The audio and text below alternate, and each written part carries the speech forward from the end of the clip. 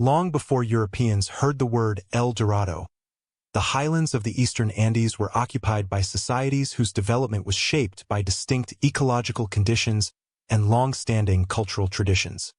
The region commonly referred to as the Eastern Cordillera of present-day Colombia contained intermontane plateaus at elevations between 2,500 and 3,000 meters. These environments produced cool temperatures, fertile volcanic soils, and abundant freshwater. Archaeological surveys indicate continuous occupation of these plateaus from at least the first millennium CE, with settlement clusters forming around lakes, rivers, and the edges of agricultural terraces. This landscape constrained long-distance mobility but supported dense populations, setting the structural foundation for stratified chiefdoms by the late pre-Hispanic period. Linguistically, the inhabitants belonged primarily to the Chibcha-speaking world. Comparative research on modern and historical Chibcha languages suggests a north-south distribution stretching from Honduras to Colombia, with the Eastern Cordillera forming one of its southernmost cultural cores. The presence of shared vocabulary relating to agriculture, ritual practice, and political authority supports the interpretation of long-standing interregional connections. This linguistic continuity also indicates that the political entities encountered by the Spanish were not isolated polities but part of a broader cultural sphere shaped by centuries of gradual interaction. This continuity is a key factor in explaining why similar social institutions, such as hereditary chiefdoms and council-based governance, appear across otherwise distinct valleys and plateaus. By c. 800 to 1000 CE, archaeological evidence shows the emergence of settled agricultural communities practicing intensive cultivation of maize, quinoa, beans, and tubers. Terracing systems uncovered near the areas of Tabana and Ramariki demonstrate coordinated labor and long-term land management, suggesting that environmental constraints encouraged collective organization. Excavations at El Infiernido, a site with alignments of stone columns and surrounding habitation areas, reveal a combination of ritual and agrarian functions. Soil analyses conducted in the vicinity show traces of sustained crop production, indicating that religious activities were closely tied to agricultural cycles. This integration of ecology and ritual played a decisive role in how authority later developed among the Muisca and their neighbors. Between the 11th and 15th centuries, political structures across the Eastern Cordillera became increasingly formalized. Archaeological evidence from fortified settlements, storage facilities, and elite residences indicates that local chiefs, referred to in Spanish sources as caciques, exercised control over labor, land distribution, and tribute collection. The Muisca Confederation, often conceptualized as two loosely aligned political spheres centered on Bacata in the south and Hunza in the north, emerged within this framework. Rather than a centralized state, the Confederation functioned as a network of autonomous chiefdoms linked by shared religious institutions, trade routes, and periodic alliances. Chroniclers such as Pedro Simon and Juan de Castellanos describe councils of elders and ritual specialists who mediated political decisions, though archaeological data suggests local variations in authority depending on ecological resources and population density. One of the most significant economic features of the region was the production and distribution of salt. Evaporation pools at Zipaquira and Nemicon were exploited for centuries, and stratigraphic analyses confirm continuous extraction layers predating European contact. Salt served as a staple trade commodity, exchanged for cotton, coca, and tropical goods brought from lower altitudes. This exchange network connected highland chiefdoms to neighboring regions, enabling the flow of products, ideas, and ritual materials. The circulation of these goods illustrates how interdependence, rather than autarky, underpinned economic life.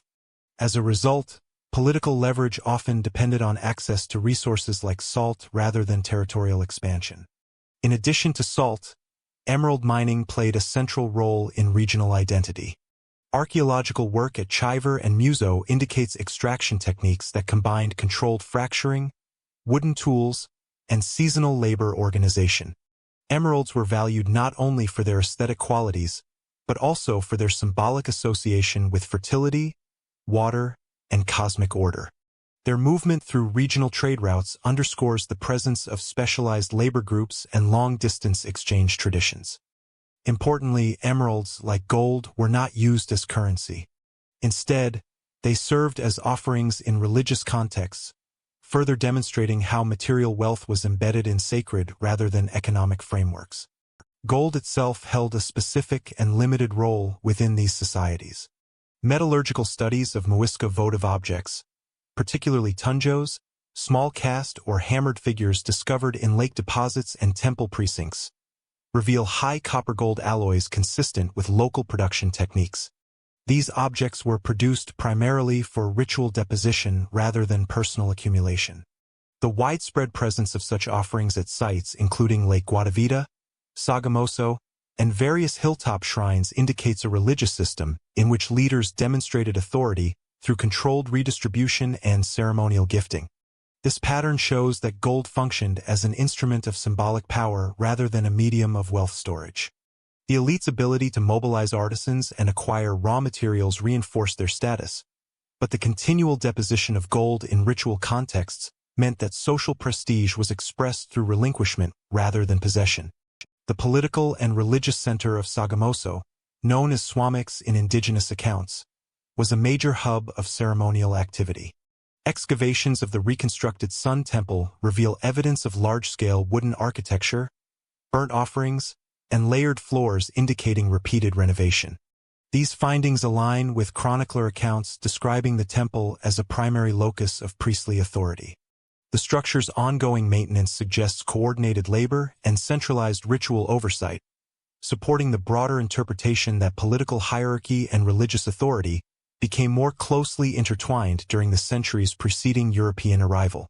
Trade routes linking Bacata, Tunja, and the outlying valleys facilitated the movement of tribute and ceremonial goods, enabling chiefs to reinforce their authority during seasonal gatherings and diplomatic events.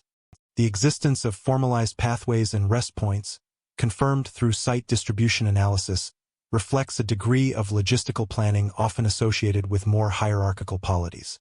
This supports the interpretation that by the late 15th century, the region had developed complex governance mechanisms grounded in shared cultural frameworks rather than conquest-based expansion.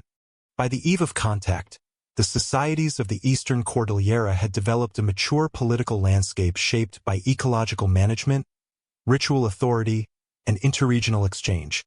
These systems structured how gold, salt, and other symbolic materials circulated within society and defined the limits of political power.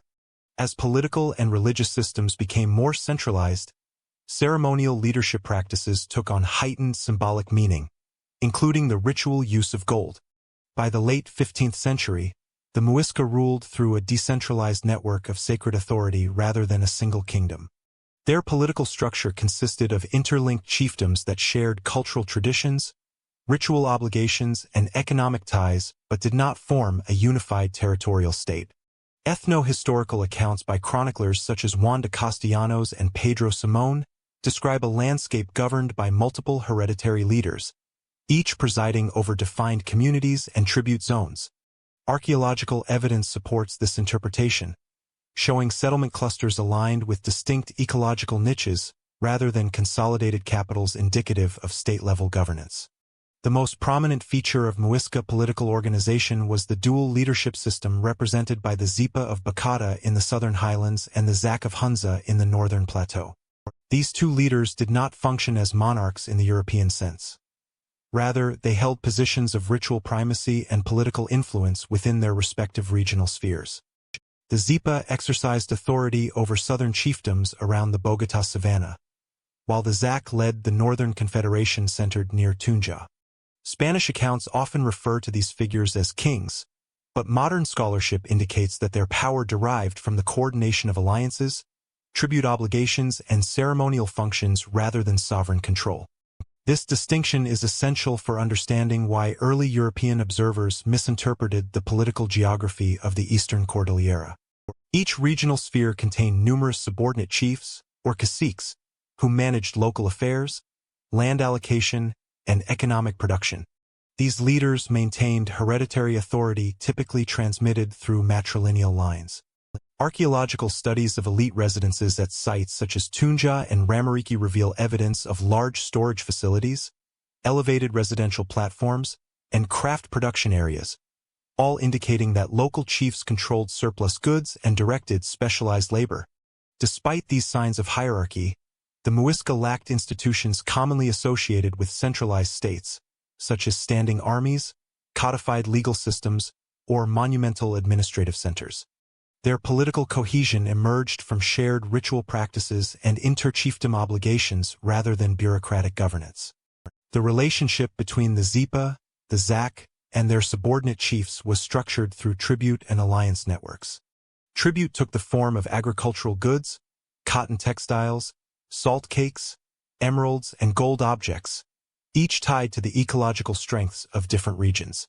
Records from Simone describe periodic gatherings in which chiefs reaffirmed their loyalty through the presentation of goods, but archaeological data suggests that these exchanges were not fixed in quantity or frequency. Instead, tribute functioned as a mechanism for reinforcing social bonds and redistributing resources during major ritual events. This system indicates that the Muisca political economy relied on negotiated authority rather than coercive extraction, marking a significant contrast with contemporaneous imperial structures such as the Inca state. Long-distance trade formed a central component of Muisca political organization. Routes extended through the eastern foothills into the Llanos and to neighboring groups in the Magdalena Valley. Exchange with lowland communities provided essential materials including coca leaves, cotton, tropical fruits, and feathers used in ritual regalia.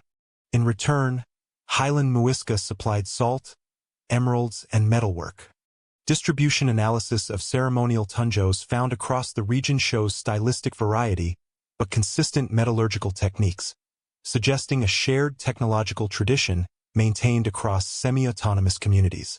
These findings support the interpretation that trade networks reinforced cultural cohesion without requiring formal political unification. The sacred landscape further structured Muisca political authority. Lakes such as Guatavita, Iguac, Tota, and Fuquín held ritual significance and served as loci for offerings and communal ceremonies. Archaeological discoveries of gold objects, ceramics, and organic remains from lake deposits provide direct evidence of religious activities tied to political power. The leadership roles of the Zipa and the Zak were closely connected to these sites. For example, Guatavita, located near the Southern Confederation, was associated with initiation rituals in which leaders demonstrated legitimacy through offerings and controlled redistribution. Simone's account of the ceremony involving a gold-covered ruler depositing offerings into the lake indicates the symbolic value of gold as a medium of sacred transaction rather than personal wealth. The region's temple centers served similar functions in affirming political authority. The Sun Temple at Sogamoso, described by chroniclers and corroborated by archaeological reconstruction, was a primary seat of priestly power. Its ceremonial activities involved coordinated labor contributions from surrounding chiefdoms, demonstrating how religious obligations extended beyond political boundaries. This structure illustrates that political integration was rooted in shared cosmology rather than military centralization. The role of priests and ritual specialists complemented that of chiefs, forming a dual system of governance based on religious legitimacy and economic management. Social organization within Muisca communities reflected these political principles. Households formed the basic unit of production, and extended kin groups managed agricultural terraces, craft activities, and seasonal labor obligations. Textile production, in particular, played a significant economic and symbolic role. Archaeological finds of spindle whorls and loom weights across the highlands show widespread domestic production, while fine cotton textiles likely served as prestige goods exchanged during political ceremonies. The integration of everyday production with elite redistribution demonstrates how social hierarchy was reproduced through material culture. Class distinctions were present but not rigidly stratified.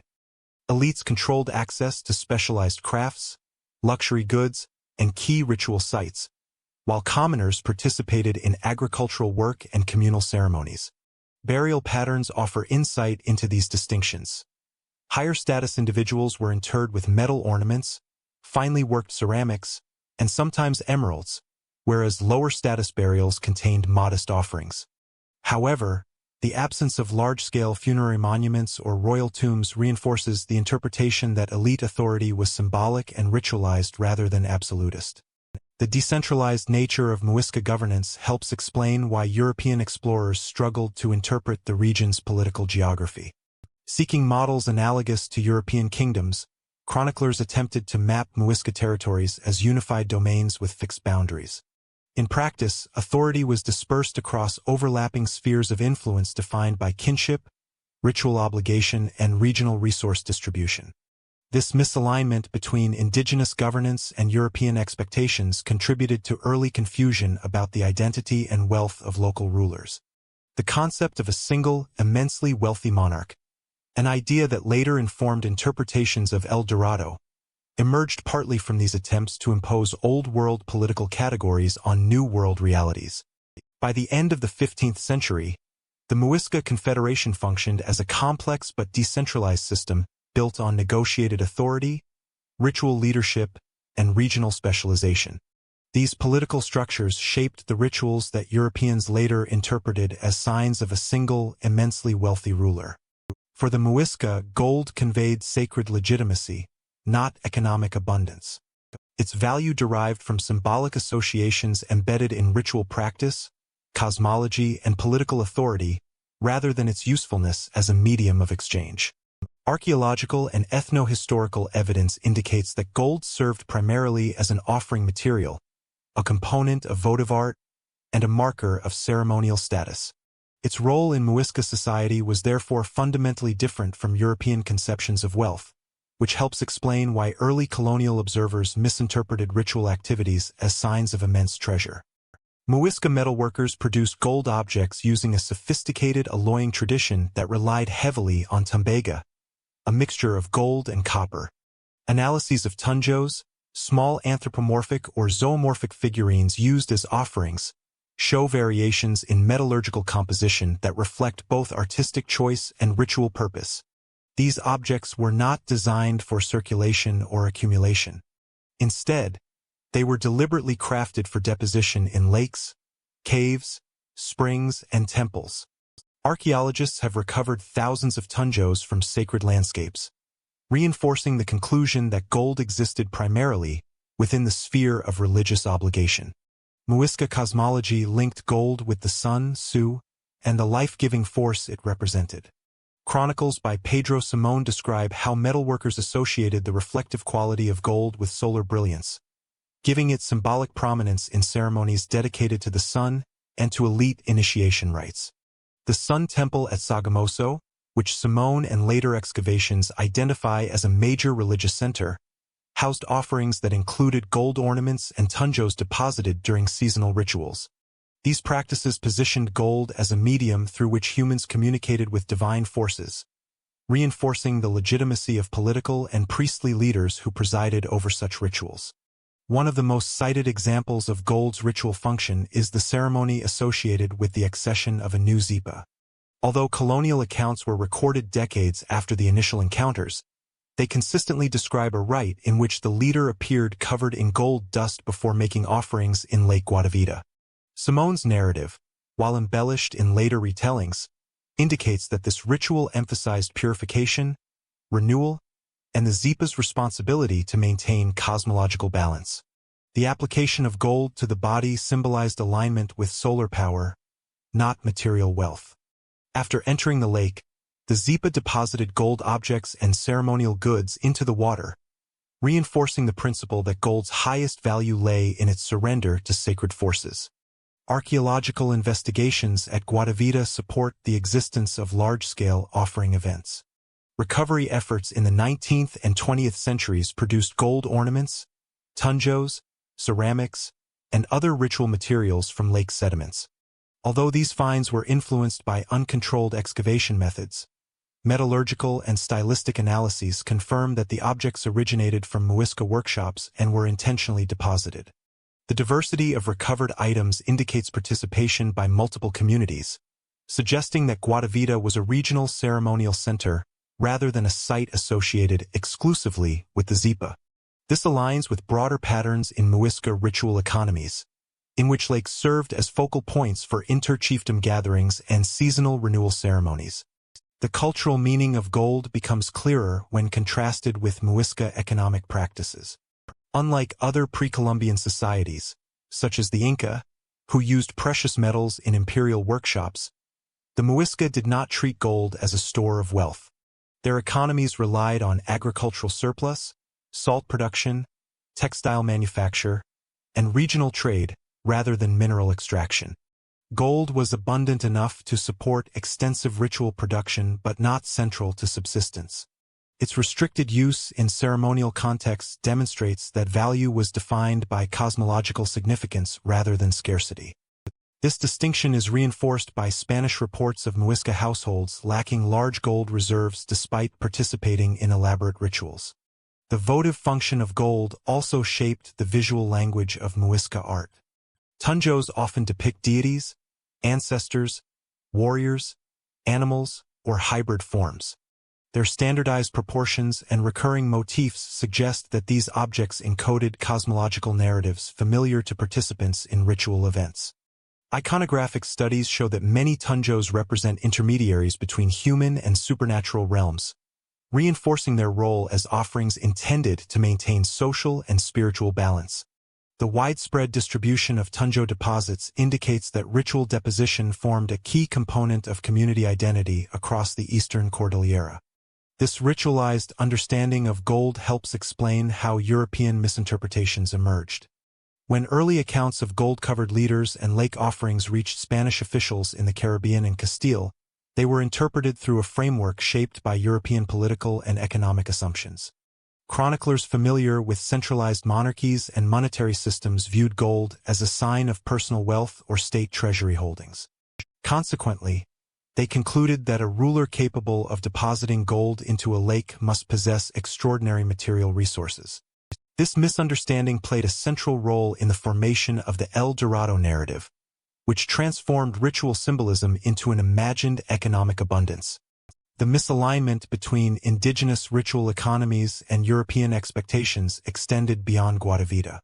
Reports of gold ornaments worn during ceremonies at Sogamoso, Iguac, and Tota were interpreted as evidence of widespread accumulation rather than localized religious practice.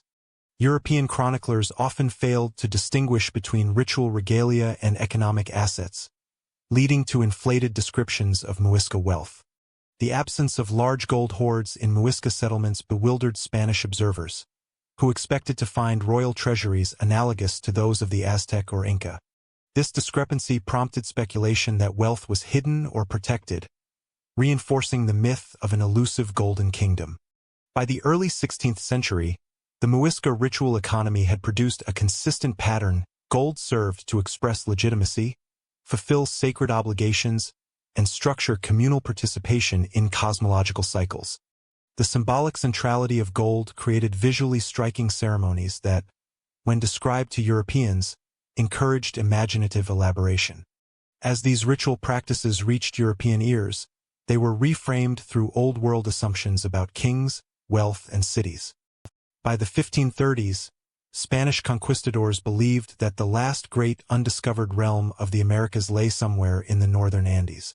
This assumption emerged from 2 decades of exploratory movements along the Caribbean coast and into the mountainous interior following earlier conquests in Mexico, 1519 to 1521, and Peru, 1532 to 1533.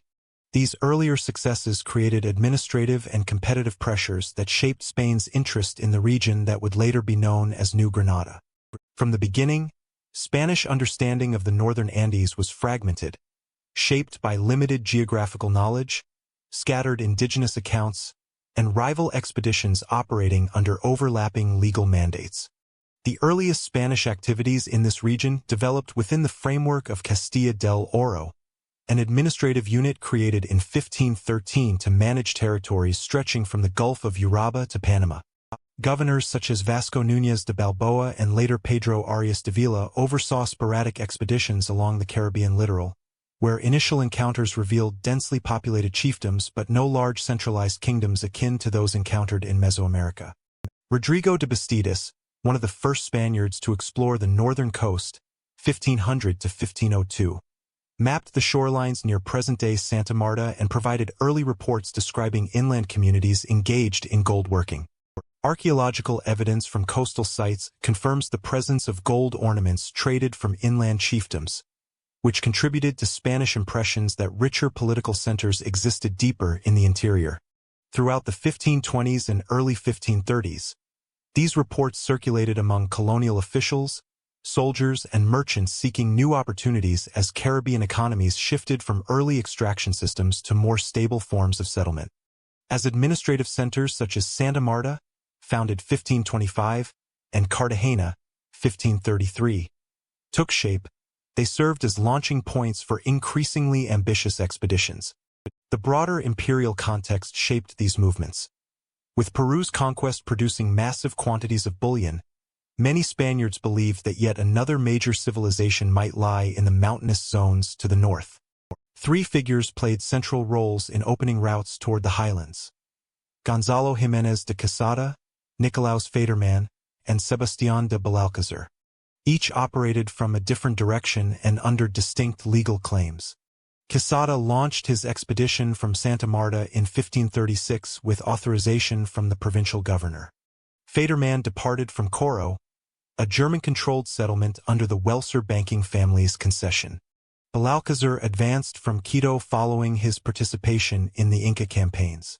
The convergence of these expeditions was not coordinated. Rather, it reflected competitive pressures within the Spanish imperial framework, where overlapping jurisdictions and unclear territorial rights encouraged rapid and often poorly planned ventures. Quesada's expedition is the most thoroughly documented due to later colonial administrative accounts. Departing with several hundred men, he followed the course of the Magdalena River, guided by indigenous groups familiar with regional trade networks. Chroniclers note that the expedition encountered fortified settlements, evidence of inter-chiefdom competition, and agricultural communities capable of sustaining dense populations. These observations demonstrated to Spaniards that the interior supported complex societies, reinforcing expectations of encountering a wealthy political center. However, colonial sources also record that communication was limited. Linguistic differences and the rapid fragmentation of indigenous populations under the pressures of disease and flight meant that Spanish interpretations relied heavily on partial information.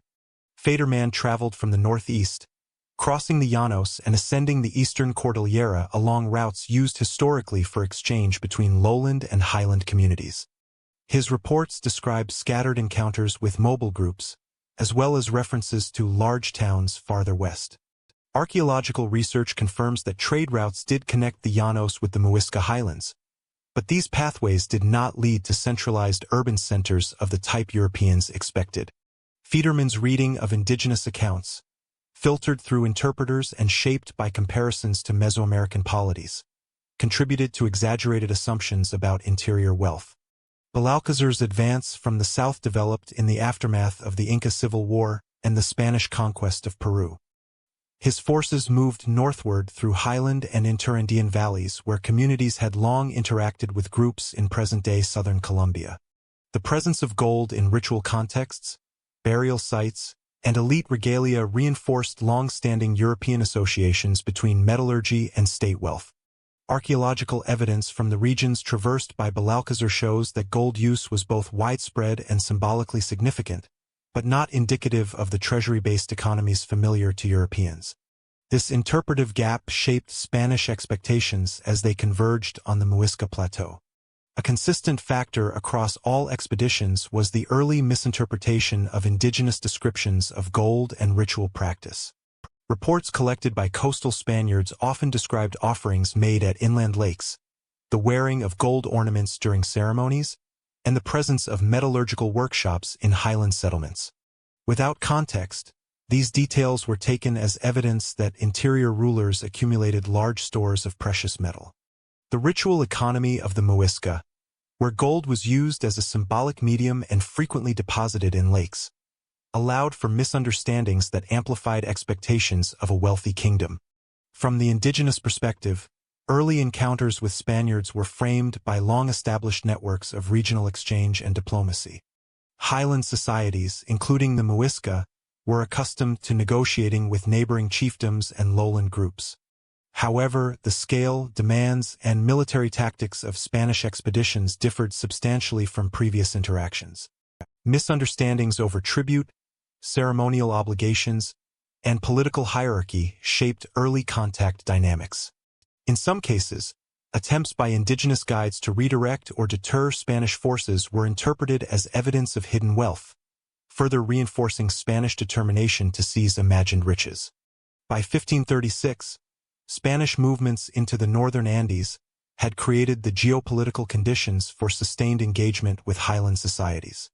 Multiple expeditions, each informed by fragmented intelligence and shaped by imperial competition, converged toward the central plateau of the eastern Cordillera.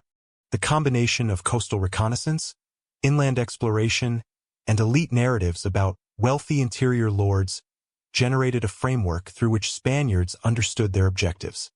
As expeditions pushed inland, reports of ritual gold offerings became increasingly distorted. Beneath the cloud-wrapped Cordillera of central Colombia lies Lake Guatavita, a near-perfect circle, carved into the high plateau like a dark mirror. For the Muisca people, this lake was sacred long before Europeans arrived. It was a site of offering, renewal, and political legitimacy. But for the first Spaniards who heard whispers of what occurred on its shimmering surface, Guatavita became something else entirely, the birthplace of a legend that would eclipse the real civilization behind it. When the Spanish entered the Andes in the early 1530s, they arrived not only with weapons but with ears tuned for stories of gold. Every valley, every trail, every gesture from the local chiefdoms was interpreted through the single lens of wealth, and among the Muisca, whose ritual economy relied heavily on gold work, these newcomers found more than enough material to ignite their imaginations. The earliest written references come from men who never saw the Muisca investiture right firsthand. Instead, they recorded stories passed through interpreters, captives, and other conquistadors already driven by rumor. One of the first was Gonzalo Fernández de Oviedo, a meticulous chronicler whose general and natural history of the Indies attempted to catalogue every detail of Spain's expanding empire. Oviedo describes accounts of a Muisca ruler who, upon assuming power, was covered in a fine powder of gold dust before being ritually washed in a sacred lake. To Oviedo, this was a curious but credible ceremony, a cultural practice, not evidence of a city forged from gold. He refers to the figure simply as El Hombre Dorado, the gilded man. Not long after, Pedro de Aguado, a friar deeply invested in documenting the early encounters in the new kingdom of Granada, added greater narrative weight to the story. He preserved a version of the ritual that was more dramatic, more ceremonial, more easily reshaped by imagination. Aguado's account describes rafts constructed for the rite, attendants adorned with precious ornaments, and offerings cast into the water as the new lord purified himself. His descriptions were vivid but still tied to a single ritual, an initiation event, not a location. Both men were observers at several removes. Yet their words would soon become the foundation upon which a global legend was constructed. At Guatavita, the Muisca viewed gold not as currency but as a spiritual conductor, a way to communicate with the gods, to maintain cosmic balance. The investiture of a new Zipa, or ruler, symbolically linked the leader to the divine world. Covering the body in gold dust represented light, purity, and transformation. The offerings cast into the lake were acts of reciprocity rather than displays of wealth. But to the Spanish, steeped in the aftermath of the conquest of Mexico and the fall of the Inca Empire, gold meant empire, tribute, and opportunity. They had come to believe that vast centralized riches existed somewhere in the Americas, that every people, however modest, had a hidden counterpart, a capital city overflowing with treasure. Thus, a ritual meant to legitimize a single leader was reinterpreted as a sign of unimaginable abundance. And once that shift occurred, the meaning of El Hombre Dorado began to change. The transformation was linguistic before it became geographical. The Spanish chroniclers originally wrote about a man, gilded, sacred, symbolically luminous. But as these stories circulated among soldiers hungry for fortune, the phrase subtly shifted. The man became a title. The title became a reference. The reference became a place. By the mid-1530s, conquistadors began referring to El Dorado not as a person but as a realm, a kingdom, a city, a somewhere. The abstraction widened. A single rite was misunderstood as the coronation ceremony of a rich monarchy. That monarchy was imagined to possess great wealth. And where there is wealth, there must be a capital. Thus El Dorado stopped being a man and became, in the European imagination, a city made of gold. This evolution mirrors many early colonial myths. A scrap of truth stretched across the canvas of desire. A ceremonial coating of gold dust became a gleaming palace. The dark waters of Guadavita became the surface of a hidden empire. And the sober testimonies of Oviedo and Aguado became the spark for escalating rumor. Lake Guadavita endured all of this silently. The Muisca continued their rituals into the mid-16th century, even as the Spanish gradually encroached upon the surrounding region. Archaeological surveys have since revealed votive offerings, tunjos, ceramics, small figurines, all confirming the cultural significance of the site. But nothing suggests a lost city, a vanished kingdom, or anything remotely resembling the scale imagined by the conquistadors. Yet once the idea of El Dorado took hold, evidence no longer mattered. What mattered was the promise or the illusion of riches unclaimed. The Spaniards who set down the earliest accounts did not intend to create a legend. Oviedo was a bureaucratic historian. Aguado was a cleric concerned with recording conversions and colonial administration. But their words, filtered through the ambitions of soldiers and the anxieties of the crown, became blueprints for the myth's earliest structure. This is how legends begin, with a cultural rite stripped of context, retold through linguistic shifts, and expanded through desire. El Hombre Dorado, a man radiant with symbolic light, became El Dorado, a city radiant with imagined wealth. And once the city was imagined, men were willing to risk everything to find it. Once the ritual was interpreted as evidence of hidden wealth, competing expeditions began to chase the rumor. Failure to find riches in the Muisca heartland only fueled Spanish belief that the true El Dorado lay farther east. In 1536, the Muisca highlands became the stage for an extraordinary convergence of ambition.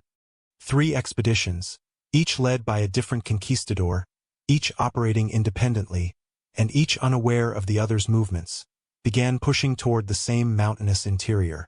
Their aims were identical: to locate the wealthy centers rumored to exist beyond the valleys of the Magdalena and Cauca.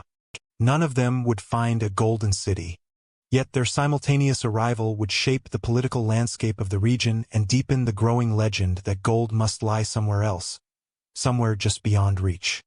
Gonzalo Jimenez de Quesada was the first to set his eyes upon the Bogotá Plateau. Marching north from Santa Marta, his force suffered through one of the most grueling journeys of the conquest era. Torrential rains, tropical fevers, dense forests, and near starvation. By the time he reached the highlands, only a fraction of his army remained. But what he found there astonished him. An organized chiefdom with markets, roads, a complex economy, and skilled gold workers. The Muisca possessed wealth, small ornaments, fine tunjos, elegant nose rings and discs, but nothing like the massive troves Quesada's men expected. They had imagined another Mexico, another Peru. Instead, they encountered a prosperous but decentralized society whose riches were symbolic rather than imperial. While Quesada secured alliances, engaged in battles, and began to establish control over the region, a second expedition approached the highlands from the south.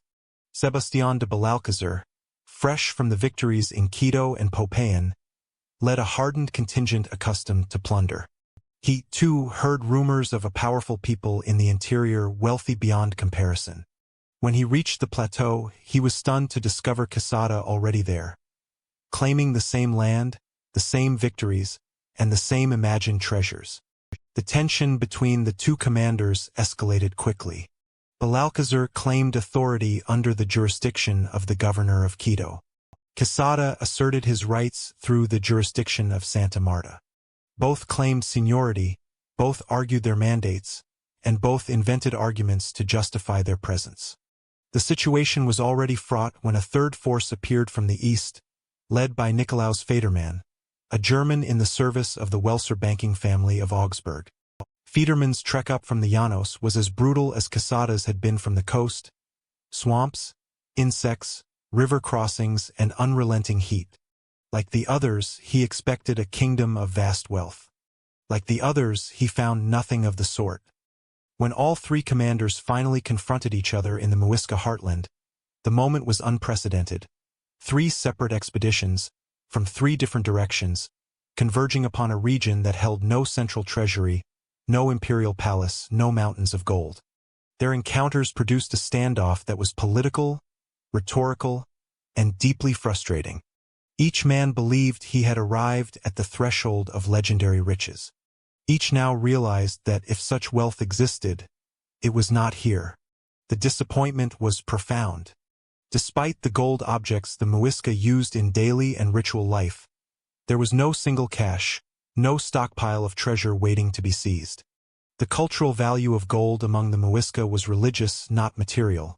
Their offerings at Guatavita had fueled the earliest Spanish misunderstandings, but the society itself did not operate on the model that conquistadors expected. There were no imperial vaults to empty, no emperor's ransom to demand. With the plateau mapped, the chiefdoms subdued, and the political disputes unresolved, the three commanders agreed to travel together to Spain to appeal directly to the crown. Their absence left the newly founded settlements in tenuous hands, and their journey across the Atlantic underscored the larger truth. The Muisca highlands were not the El Dorado they had imagined. The gold they found was beautiful, meticulously crafted, but limited. And in the logic of conquest, limited gold could only mean one thing: that greater, hidden wealth must lie elsewhere. This was the critical moment in the evolution of the myth. Rather than accepting that the story of the Gilded Man referred to a single ritual at Guatavita, the conquistadors concluded that they had merely been searching in the wrong place. If no great treasure existed in the highlands, then perhaps the true El Dorado lay beyond them, eastward, in the uncharted lowlands, or deeper in the forests that stretched toward the Orinoco and Amazon basins. The absence of a city of gold did not kill the legend. It amplified it. The failure to find extraordinary riches forced the myth outward, expanding its geography and inflating its promise. A ritual became a rumor became a quest. And with every failed expedition, the imagined location of El Dorado shifted farther into the map's blank spaces. As the highlands failed expectations, attention turned to the vast, unknown lowlands. By the mid-1540s, the imagined location of El Dorado had shifted from the mountains to the rivers that cut across the South American interior. Following the anticlimax of the Muisca conquest, Spanish attention turned decisively eastward. The Andean Plateau, though politically significant, had not produced anything comparable to the wealth extracted from central Mexico or the Andean heartland of the Inca. Without a palace treasury or centralized tribute system to seize, officials began reassessing the geography of rumor itself. Reports circulating in Santa Marta, Coro, and Cartagena suggested that the interior lowlands, particularly the vast plains stretching toward the Orinoco, might contain the wealthy societies that the highlands had failed to reveal. These suggestions did not originate from systematic reconnaissance, but from scattered testimonies gathered during early incursions by explorers such as Jorge de Espira, Alonso de Herrera, and Pedro de Limpias. Each had returned with inconsistent accounts, but all agreed on one point: the lowland interior remained largely unknown. The early expeditions moving east from the Andean foothills encountered a radically different environment.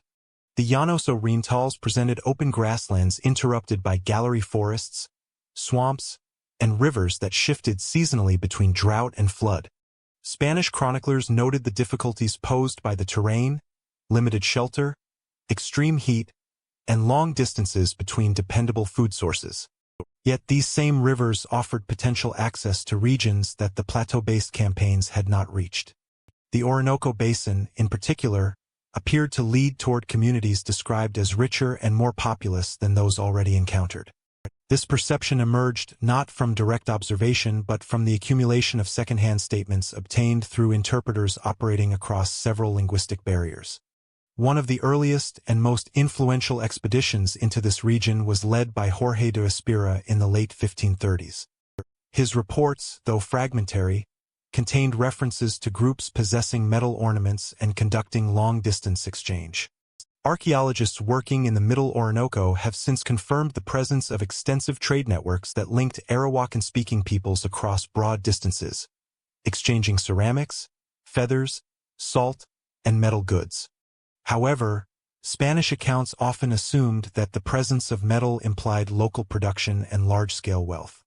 This was a misinterpretation. Most ornaments were either imported through trade or crafted from copper alloys, not gold. The expedition of Alonso de Herrera in 1539 added another layer to these misunderstandings. Herrera's men encountered communities of Achagua and Guayup, agricultural chiefdoms with established settlements, raised fields, and intricate knowledge of river ecology. According to later chroniclers, the Spanish noted the presence of metal in ceremonial contexts, particularly nose pieces and pendants. These objects were interpreted as evidence of proximity to a powerful polity that possessed greater wealth. In reality, these ornaments moved through expansive intergroup exchange systems stretching into the Amazon and up toward the Andean foothills. The Spanish mistook the distribution of trade goods for the territorial footprint of a centralized state.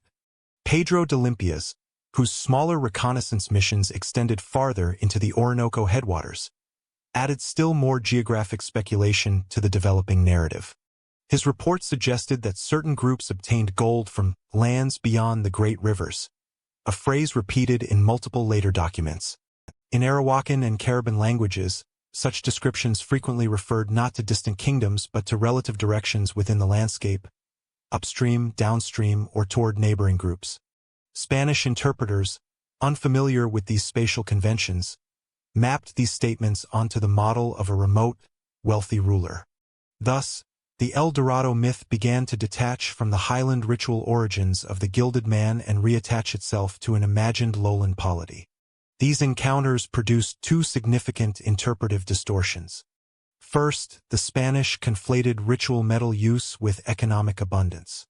Among lowland groups, copper ornaments often functioned as status markers, distributed through reciprocal exchanges that maintained alliances or ceremonial obligations. Their presence signaled social relationships, not concentrated wealth. Second, the Spanish assumed hierarchical political organization where none existed. Arawakan-speaking societies often operated through flexible leadership structures and seasonal mobility. Because these systems did not resemble familiar European or Andean state formations, Spaniards projected their expectations onto them, interpreting temporary leaders or prominent ritual specialists as kings. By the early 1540s, these accumulated misunderstandings coalesced into a geographical redirection of the El Dorado narrative. Officials in Coro and Cartagena began to argue that the real source of wealth lay not in the highlands but along the major rivers of the eastern frontier. Administrators drafted plans for deeper penetration into the lowlands, believing that previous expeditions had merely approached the threshold of the sought-after region. Reports of copper and occasional gold ornaments, though archaeologically consistent with exchange networks, were cited as evidence that substantial deposits must exist farther inland. This logic repeated the earlier pattern that had moved the myth from Guatavita to the Bogotá Plateau. Absence of proof encouraged expansion of the search radius. Ethnohistoric studies conducted in the 20th century have clarified the scale and complexity of these lowland chiefdoms. Archaeological excavations along the Meta, Guaviare, and Middle Orinoco reveal sophisticated settlements, raised field agriculture, and wide-ranging trade systems. Yet they also confirm that the societies encountered by the Spanish were not centralized states possessing large stores of gold. The metal circulating in these regions came primarily from exchange with Andean groups or from limited alluvial sources, not from mines comparable to those in Peru.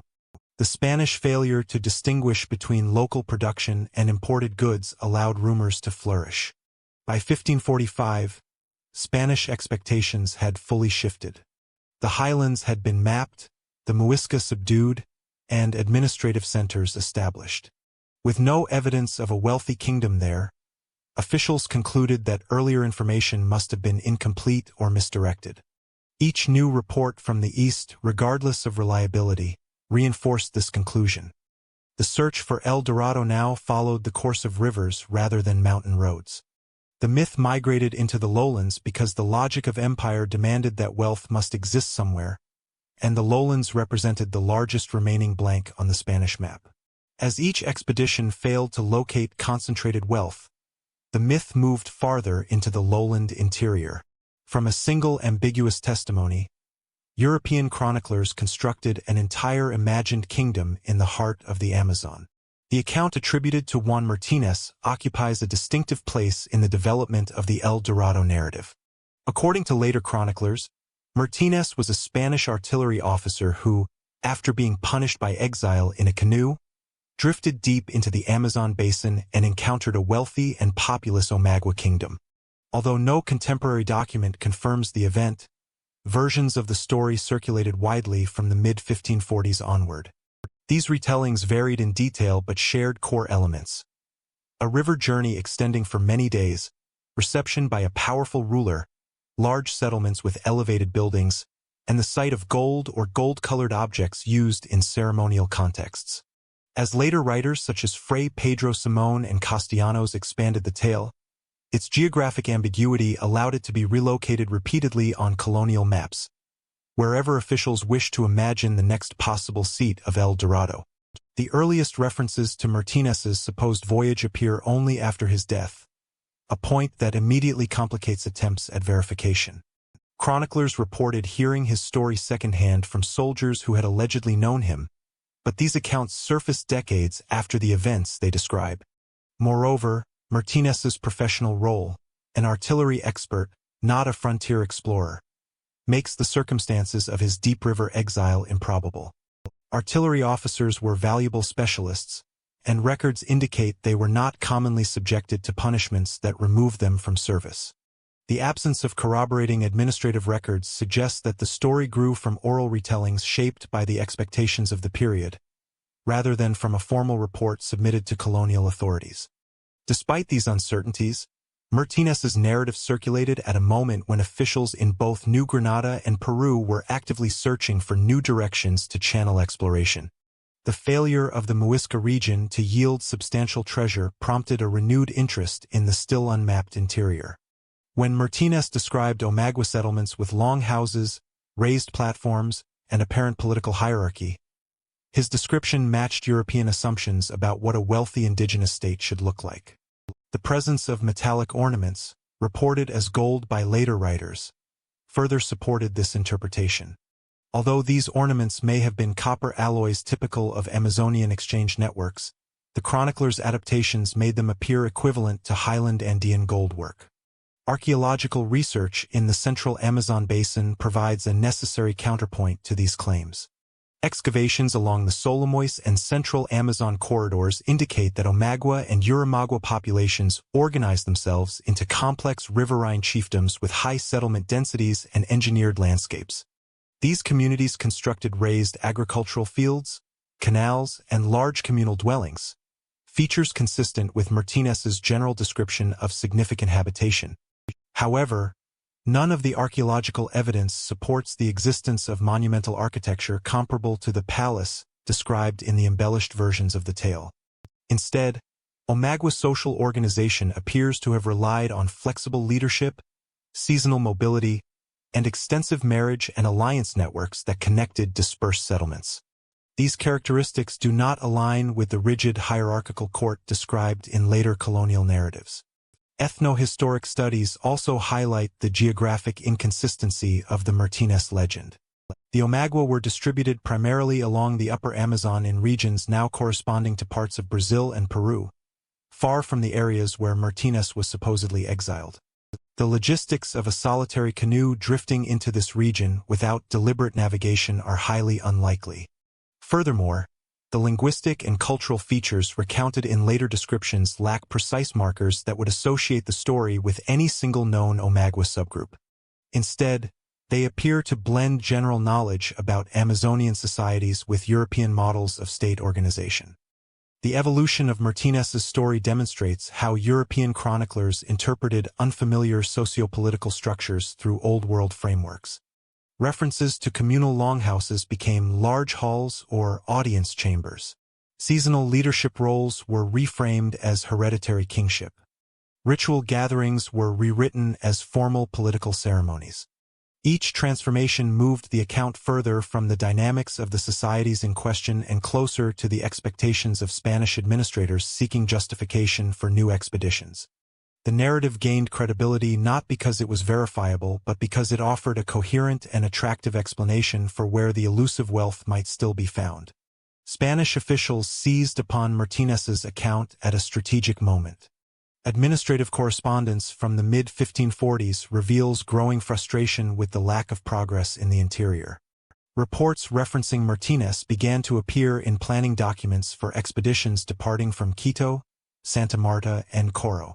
These references often cited the tale without questioning its sources, emphasizing instead its promise of large populations and potential gold resources. In the broader context of the empire, where exploration was funded and justified through expectations of profit, Martinez's narrative filled an informational vacuum.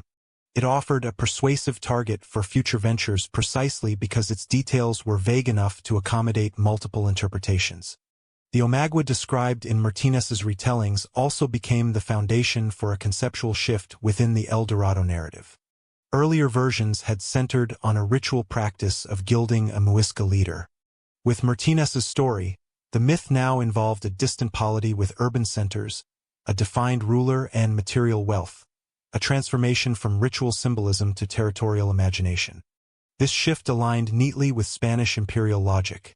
If no treasure was found in the Andes, it must exist in the lowlands. If not in the lowlands near the Orinoco, then deeper in the Amazon. Thus, Martinez's tale acted as a bridge between the fading expectations of the highlands and the emerging speculative geography of the interior rivers.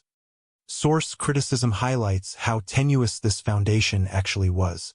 The internal inconsistencies within the account, uncertain distances, contradictory descriptions of settlement patterns, and the lack of precise geographic markers suggest that the narrative combined multiple stories into a single coherent but inaccurate whole. Some elements resemble descriptions of Omagua longhouse complexes. Others echo earlier exaggerations made by river pilots or indigenous informants about lands farther downstream. The likely scenario is that Martinez, if he existed in the form chroniclers describe, may have encountered several riverine groups whose combined impression later evolved into an imagined unified kingdom. Later chroniclers amplified the story further. By the early 17th century, the Martinez narrative had been linked to descriptions of the mythical Paititi in the Andes and to speculative accounts of large cities along the Rio Negro.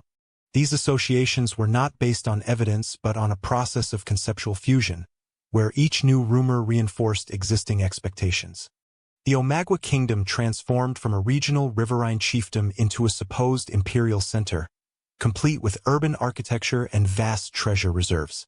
As this reimagined state gained prominence in Spanish documentation, it became one of the most cited potential locations of El Dorado. By 1545, Martinez's account had become an administrative reference point in discussions of new expeditions. It shaped proposals submitted to governors, informed the logistical planning of multi-year journeys, and justified the mobilization of substantial resources. Despite its questionable origin, the narrative functioned as a strategic motivator within the colonial bureaucracy. Its details, though disputed even at the time, offered the promise of discovery at a moment when confidence in prior searches was diminishing. Stories like Martinez's encouraged larger, better organized expeditions to search for the elusive interior realm. In the Orinoco Basin, information moved as fluidly as the rivers themselves, and each current carried a new version of El Dorado. By the mid-1540s, the Orinoco Basin had become a principal axis through which Spanish expectations expanded into the interior. The region's broad river systems, stretching from the eastern foothills of the Andes toward the Atlantic, formed an interconnected network used for trade, seasonal mobility, and intergroup communication long before Europeans arrived. When Spanish expeditions entered this environment, they stepped into an existing landscape of alliances, rivalries, and cultural boundaries that profoundly shaped the information they received. Rather than encountering a single narrative about wealth or powerful polities, the Spaniards found themselves navigating a dense web of partial truths, strategic evasions, and deliberate misdirection.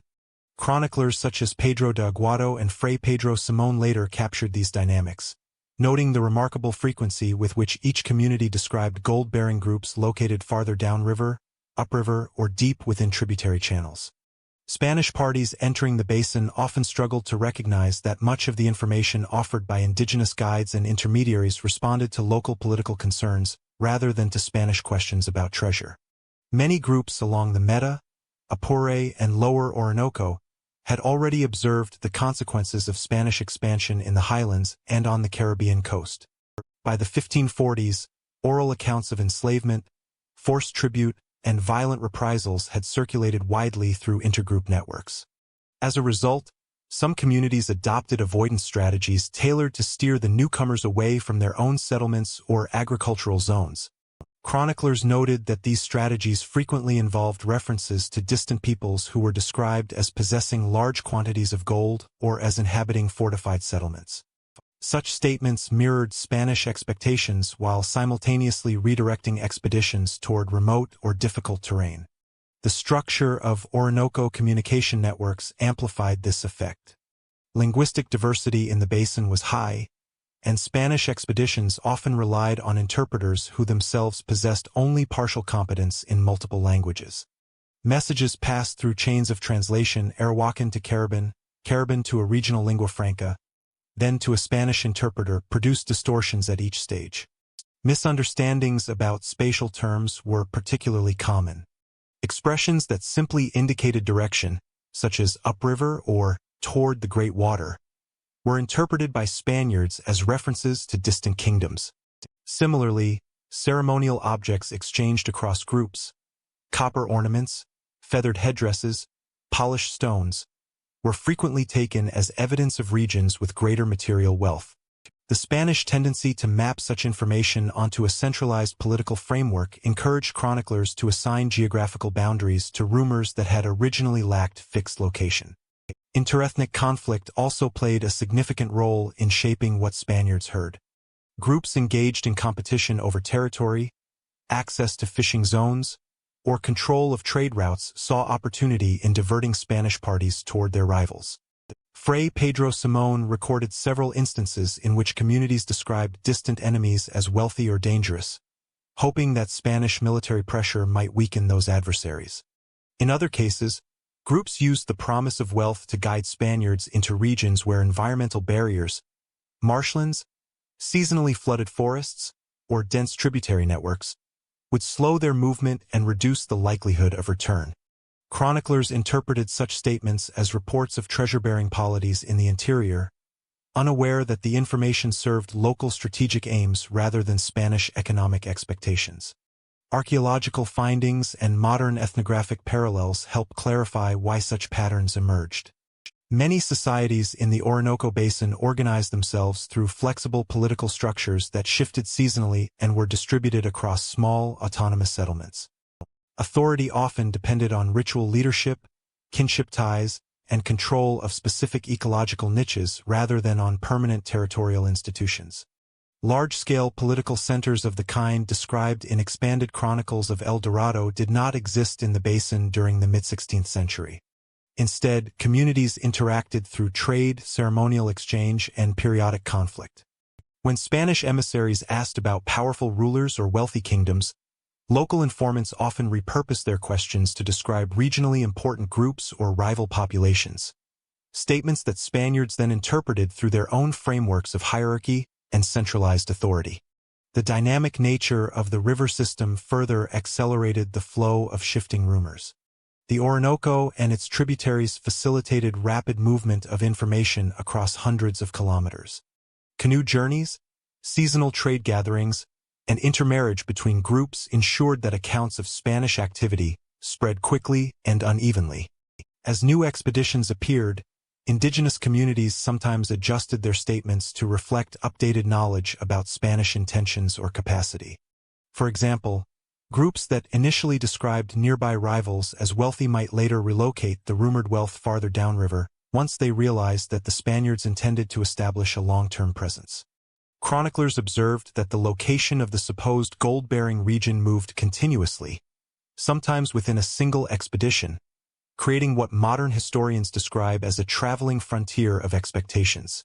Spanish documents from this period reflect growing bewilderment at the variability of these accounts. Pedro de Aguado's chronicle noted that each new guide spoke of riches always farther than the last, as if the land retreated before us. This pattern became a central feature of mid-16th century exploration planning. Governors interpreted the shifting reports not as evidence of misinformation but as confirmation that previous expeditions had simply not traveled far enough. As a result, Spanish administrative correspondents increasingly emphasized the need for deeper inland penetration, believing that persistence would eventually reveal the elusive wealth referenced by multiple groups. This logic mirrored the earlier expansion of the El Dorado myth from the Muisca Plateau to the lowlands. Each failure encouraged speculation that the treasure lay just beyond the current frontier. Environmental challenges intensified these dynamics. The Orinoco Basin's seasonal flooding, unpredictable channels, and vast distances frequently slowed expeditions and limited their ability to verify information. Many parties depended on local communities for food, navigation, and safe passage. This dependency increased indigenous leverage in shaping the information Spaniards received.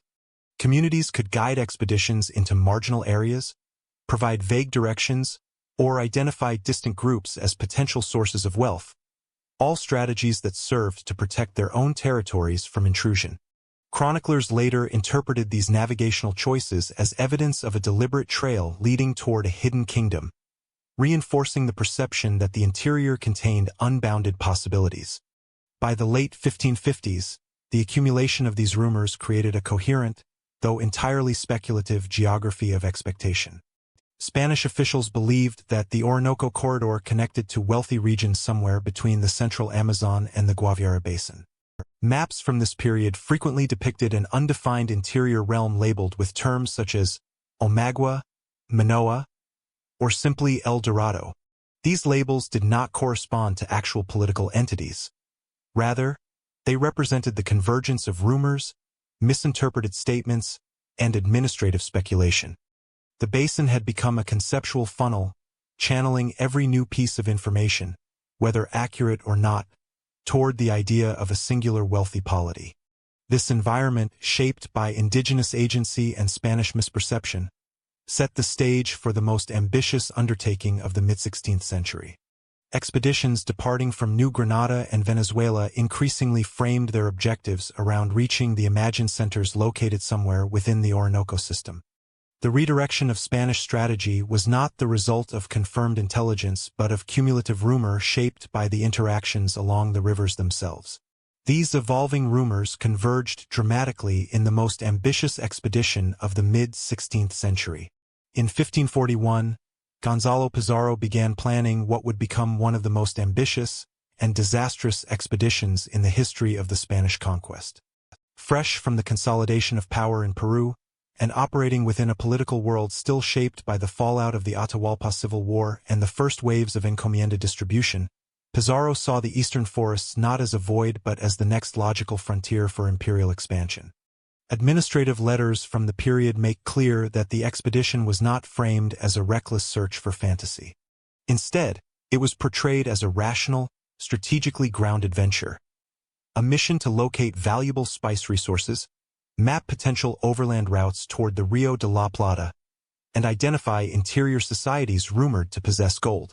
Chroniclers such as Garcilaso de la Vega and Gaspar de Carvajal reveal the same triad of motivations: wealth, geography, and imperial reach, driving the decision to move east. At the heart of the plan was cinnamon, or rather what Spaniards believed to be cinnamon. Reports from earlier scouts describe groves of trees producing a fragrant bark, These descriptions reached Pizarro at precisely the moment when the Crown was encouraging colonial governors to identify exportable resources that could offset the administrative costs of the Andes. If a reliable cinnamon source existed, it could reshape the colonial economy as dramatically as the silver of Potosi would just a few years later. The possibility of discovering a spice with global market value gave the eastern forests a strategic weight far greater than their ambiguous cartographic outlines suggested. But the search for spices intertwined seamlessly with the lingering shadow of El Dorado. By the early 1540s, the myth had already migrated from the Muisca highlands to the riverine lowlands and the deep interior. Pizarro would not have considered the search for a wealthy eastern kingdom irrational. Not when earlier chronicles, rumors, and crown correspondence all suggested that powerful inland societies might occupy the spaces between the Andes and the Amazon. In this sense, the planning phase absorbed the full weight of decades of misinterpreted testimonies, especially those attributing gold production to distant Arawakan groups or to the semi-legendary Omagua. The expedition was shaped by the idea that somewhere beyond the Cordillera lay people wealthy enough to justify the hardships of the journey. Planning such a mission required enormous logistical resources, and Pizarro, already stretched thin by conflicts among the conquistadors, faced constraints that deeply influenced his strategy. The eastern slopes of the Andes were poorly understood. Maps were schematic, distances were speculative, and the hydrological network of the lowlands remained almost entirely unknown. Supply lines could not be extended indefinitely, and the terrain promised to break pack animals and destroy equipment on the descent into the humid forests. Pizarro therefore prepared as though he were marching into an unbounded frontier. Hundreds of soldiers, thousands of pigs and llamas, specialists, translators, and support personnel were gathered to create an expedition that could function as a mobile settlement, not merely a reconnaissance team. Yet even while outfitting the expedition, Pizarro's officers debated the risks. They knew from previous experiences, most famously Almagro's disastrous southern march, that crossing uncharted terrain could destroy a force before it ever reached its destination. But the political calculus was clear. If Pizarro refused the opportunity, another adelantado would claim it, and with it the prestige of discovering new lands and resources. In an environment where wealth, titles, and royal favor were still in flux, strategic boldness often outweighed caution. Thus, a venture into the eastern forests, even one backed by uncertain intelligence, became not only advisable but necessary for Pizarro's position within the colonial hierarchy. The planning documents also reveal an emphasis on information gathering. Indigenous guides were to be acquired along the route. Interpreters were tasked with recording the names of rivers, settlements, and chiefdoms. Soldiers were instructed to note environmental changes that might signal proximity to valuable resources. In practice, much of this would unravel once the expedition confronted the rainforest, but the intent demonstrates the hybrid nature of the mission. Part resource survey, part territorial claim, part treasure hunt. Carvajal's later account, though written after the descent into the Amazon, makes clear that Pizarro believed methodical mapping and observation could convert rumors into actionable routes. Finally, the plan depended on a foundational assumption that the eastern forests could be crossed in a relatively linear fashion. Pizarro, like other Spaniards of the mid-16th century, had little sense of the scale of the Amazonian watershed. The expedition was prepared to face hardship, but not the reality of months of rain, river systems that meandered for hundreds of kilometers, forests so dense that movement slowed to a crawl, or the logistical impossibility of resupplying once the animals began to die. These miscalculations were not failures of intelligence but consequences of operating at the edge of the known world. No European at the time possessed the geographic knowledge needed to understand what this undertaking truly entailed. And so the expedition set off in 1541 with confidence, ambition, and a blend of strategic logic and mythic expectation. The cinnamon groves seemed close, the rumored kingdoms seemed reachable, the forests seemed navigable. What Pizarro and his men could not yet grasp was that every assumption built into the planning process, about distance, resources, climate, and wealth, would soon collapse under the weight of the terrain itself. Once in motion, the party quickly confronted the environmental scale of the Amazonian watershed. The descent from the eastern Andean slopes began with an optimism that still echoed the strategic intentions of the planning phase. But within weeks the scale of the environment began to dismantle every assumption Gonzalo Pizarro and his officers had carried with them. The forests that stretched below the Cordillera were not a transitional zone but a vast, humid world whose ecological rhythms bore little resemblance to anything the Spaniards had encountered in the highlands. The expedition was prepared for difficulty, yet not for the relentless attrition that began almost immediately. Rain that fell for days without pause, heat that sapped strength from soldiers and animals alike, and mud that swallowed pack animals whole. Trails dissolved into thickets. Rivers surged unpredictably. Within this environment, the line between exploration and sheer survival grew narrow indeed. Carvajal's later testimony, read alongside archaeological studies of Amazonian subsistence and the environmental constraints of the Andean-Amazonian interface, helps reconstruct the daily realities the expedition faced.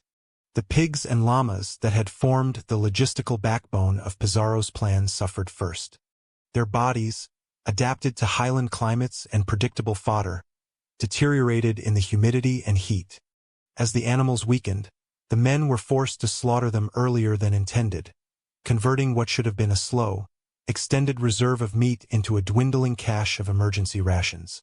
Starvation, once a distant contingency, became a daily threat. The farther the expedition moved downslope, the more urgent the problem of mobility became. Dense vegetation, unfamiliar insects, near-constant rainfall, and the difficulty of carrying soak supplies made every kilometer a costly expenditure of energy. Archaeobotanical analyses of the region indicate that the forest's dense understory and seasonal flooding would have restricted overland movement even for experienced indigenous groups. For the Spaniards, weighted with armor, weapons, and equipment, progress slowed to a crawl. By the time the force reached the major tributaries that marked the threshold of the lowland river systems, morale had already fractured. Indigenous encounters, meanwhile, became increasingly complex.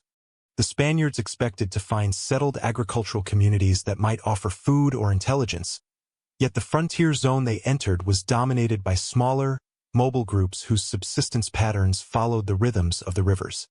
These communities were not passive observers. They had long-standing strategies for managing or redirecting outsiders. Ethno-historical studies suggest that many groups in this region practiced defensive dispersal, withdrawing deeper into the forest when threatened, or strategic misinformation, directing dangerous newcomers toward distant enemies. The Spaniards interpreted this avoidance as hostility, but it more likely reflected a calibrated response to a large, unpredictable military force descending through their territories. Tensions escalated when Pizarro's men attempted to seize food stores or force cooperation. Sustaining more than 200 Spaniards, along with dozens of support personnel, exceeded the carrying capacity of local horticultural production. Even well-established indigenous villages could not feed such numbers without precipitating food shortages of their own. Raids on settlements produced little long-term relief and often provoked counterattacks, heightening the sense of vulnerability and contributing to the expedition's sense of being trapped in an environment where every human encounter carried risk. As starvation deepened, the expedition's internal structure began to collapse. Men weakened by hunger succumbed to disease. Others deserted in small groups, hoping to retrace their path back to the Andes. Pizarro attempted to maintain discipline, but the conditions eroded any illusion of coordinated leadership. Carvajal records moments when the expedition survived only by foraging palm hearts, chewing unripe fruit, or consuming the leather straps of saddles. The environmental scale of the Amazonian watershed was no longer an abstraction. It had become the defining force shaping every decision. It was under these conditions that Francisco de Orellana emerged as a pivotal figure. Stationed at the vanguard of the expedition as one of Pizarro's trusted captains, he commanded a detachment tasked with securing food along the river margins. When the party reached the Coca River, hope briefly returned. Here, the men decided to construct a brigantine, the San Pedro, in the belief that navigating downstream would ease travel and open possibilities for resupply. Building the vessel drained more labor and resources, but once completed, It offered the first tangible sign that movement might again be possible. Yet the river, like the forest, resisted easy solutions. The San Pedro could carry only a fraction of the men, and its speed downstream made coordinated movement with the land-based troops nearly impossible. As Orellana drifted ahead, isolated from the main body, reports reached him of villages downstream that allegedly held stores of maize. Pizarro ordered him to proceed, gather food, and return within a set number of days. It was a rational command on paper, but the river's scale, unknown to both men, made its execution nearly impossible.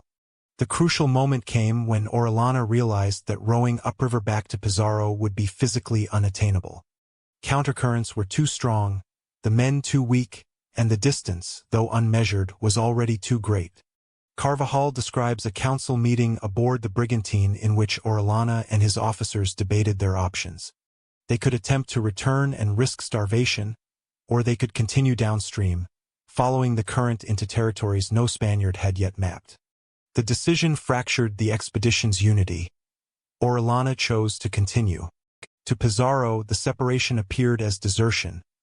To Orellana, it was a forced adaptation to ecological reality. Later investigations and trial records reveal the depth of this disagreement, but in the moment itself, the divide was not ideological. It was environmental. The Amazon's hydrology had made the expedition too large, too slow, and too divided in its modes of travel to remain a single unit. As Orellana drifted eastward, the men left behind faced rising despair. Their numbers shrank, their supplies dwindled, and their increasingly erratic encounters with indigenous groups further destabilized their situation. The separation marked not just a physical division but the symbolic end of any coherent plan. Pizarro's vision, of a coordinated march through the forests toward spices and wealth, dissolved into a desperate struggle to escape a landscape that had consumed nearly all of the expedition's strength. By the time Pizarro finally led the survivors back toward Quito, his force had been reduced from hundreds to a small, exhausted remnant. The eastern forests had not merely resisted conquest. They had reshaped the very contours of the expedition. And in that reshaping, they had produced a new trajectory, one that would send Orellana on a journey that would alter European understanding of the continent forever. Orellana's separation produced one of the most consequential journeys in early modern exploration. Orellana's decision to continue downriver set the stage for the first documented navigation of the Amazon from its Andean tributaries to the Atlantic. With the brigantine San Pedro carrying a depleted but determined crew, the party entered a fluvial world of immense scale. Carvajal's chronicle, composed during and after the journey, provides the principal narrative source, and when cross-referenced with archaeological and ethnographic studies of the central and lower Amazon, it allows a more measured reconstruction of what the expedition likely encountered. From the outset, the sheer breadth of the river surprised the Spaniards. The channels widened steadily, and the hydrological force of the main stem made upriver travel impossible. Navigation became a matter of following the current, recording what they could, and attempting to maintain sufficient food through periodic landings. Carvajal's descriptions of indigenous communities along the river remain one of the most debated components of the narrative. He repeatedly referred to large settlements, structured chiefdoms, and significant agricultural production. In some cases, his observations accord with archaeological findings. The Varzea floodplains along the central Amazon supported dense populations, supplemented by terra preta soils that allowed stable horticulture.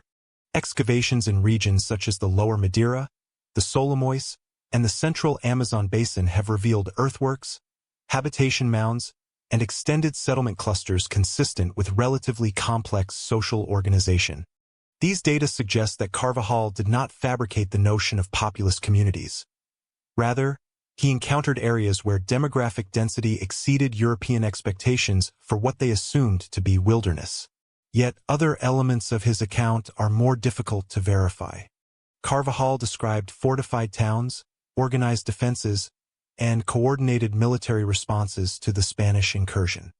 While some riverine groups practiced collective defense, the notion of large, centralized polities must be approached carefully. Ethno-historical records indicate that many societies in the region were organized into flexible, shifting alliances rather than rigid, hierarchical states. The Spaniards' presence likely catalyzed unusual forms of cooperation among local groups, creating the appearance of coordinated resistance. Thus, Carvajal's impressions reflect not simply the baseline political structures of these societies, but the specific circumstances of an armed foreign vessel passing through their territories. The famous episode involving women warriors, from which the name Amazon was later derived, illustrates the interpretive challenges inherent in the chronicle. Carvajal described a battle in which he claimed that women fought alongside men with bows and arrows, an observation that resonated with classical European narratives of warrior women. Modern scholarship examines this claim from multiple perspectives. Some indigenous groups in the Amazon, such as the Tapuya referenced in later texts, included women in certain defensive roles, though systematic female military participation appears unlikely on the scale Carvajal suggested.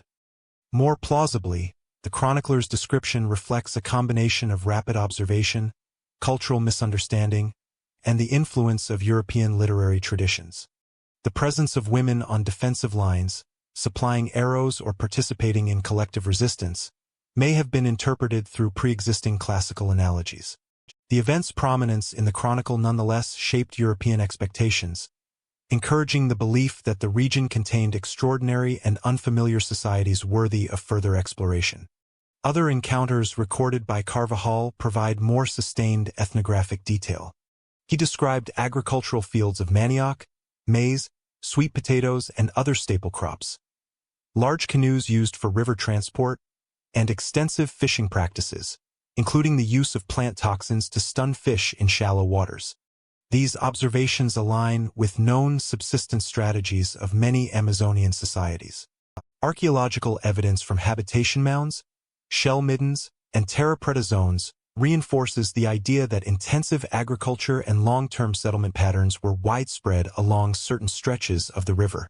Carvajal, however, often interpreted these features through the lens of Spanish expectations. Intensively cultivated fields suggested to him the possibility of concentrated wealth, while large community structures were taken as evidence of political hierarchy. These assumptions generated a narrative in which the Amazon appeared not merely populated but potentially rich in undiscovered resources. Conflict was an unavoidable feature of the descent, shaped by both Spanish behavior and indigenous responses. Carvajal recounts several engagements in which the Spaniards exchanged arrows and musket fire with local groups, often during attempts to secure food. In these episodes, Spanish vulnerability is evident. The expedition faced shortages of weapons, dwindling supplies, and unfamiliar combat environments. Indigenous strategies took advantage of the riverine landscape, employing mobility, concealment, and knowledge of currents.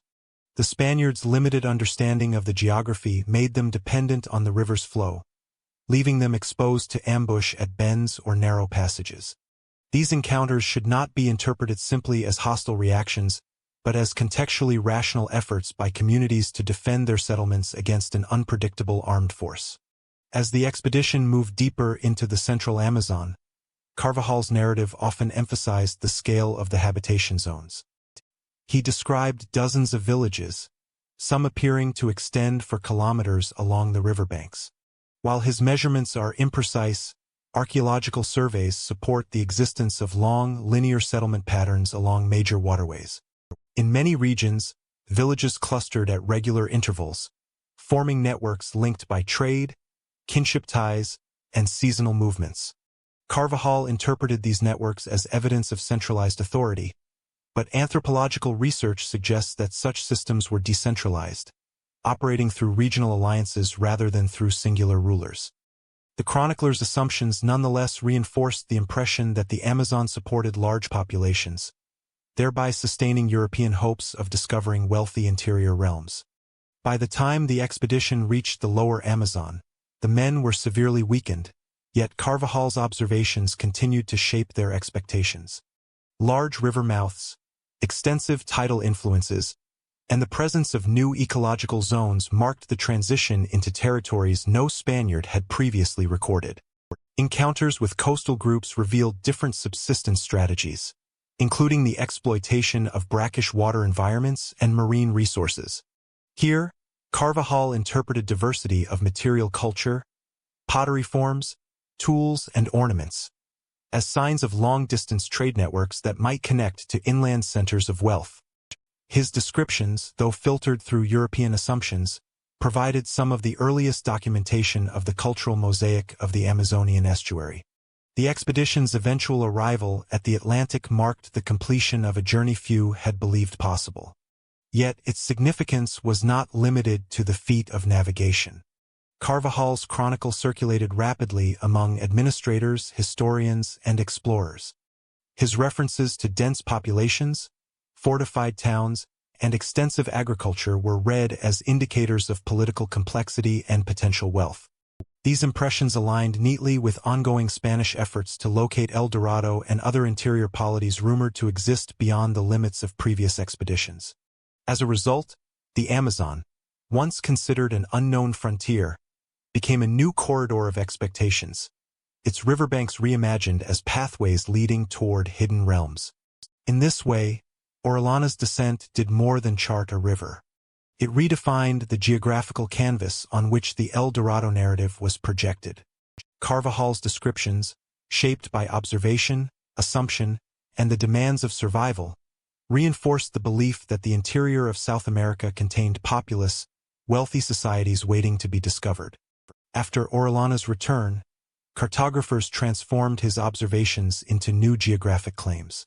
European cartographers played a central role in converting scattered reports about interior wealth into a coherent, though empirically unverified, geographic construct. During the late 16th century, mapmaking increasingly depended on the integration of travel accounts, administrative reports, and second-hand testimonies circulating across Iberian and Northern European intellectual networks. The case of El Dorado illustrates how this process transformed rumor into apparent spatial certainty.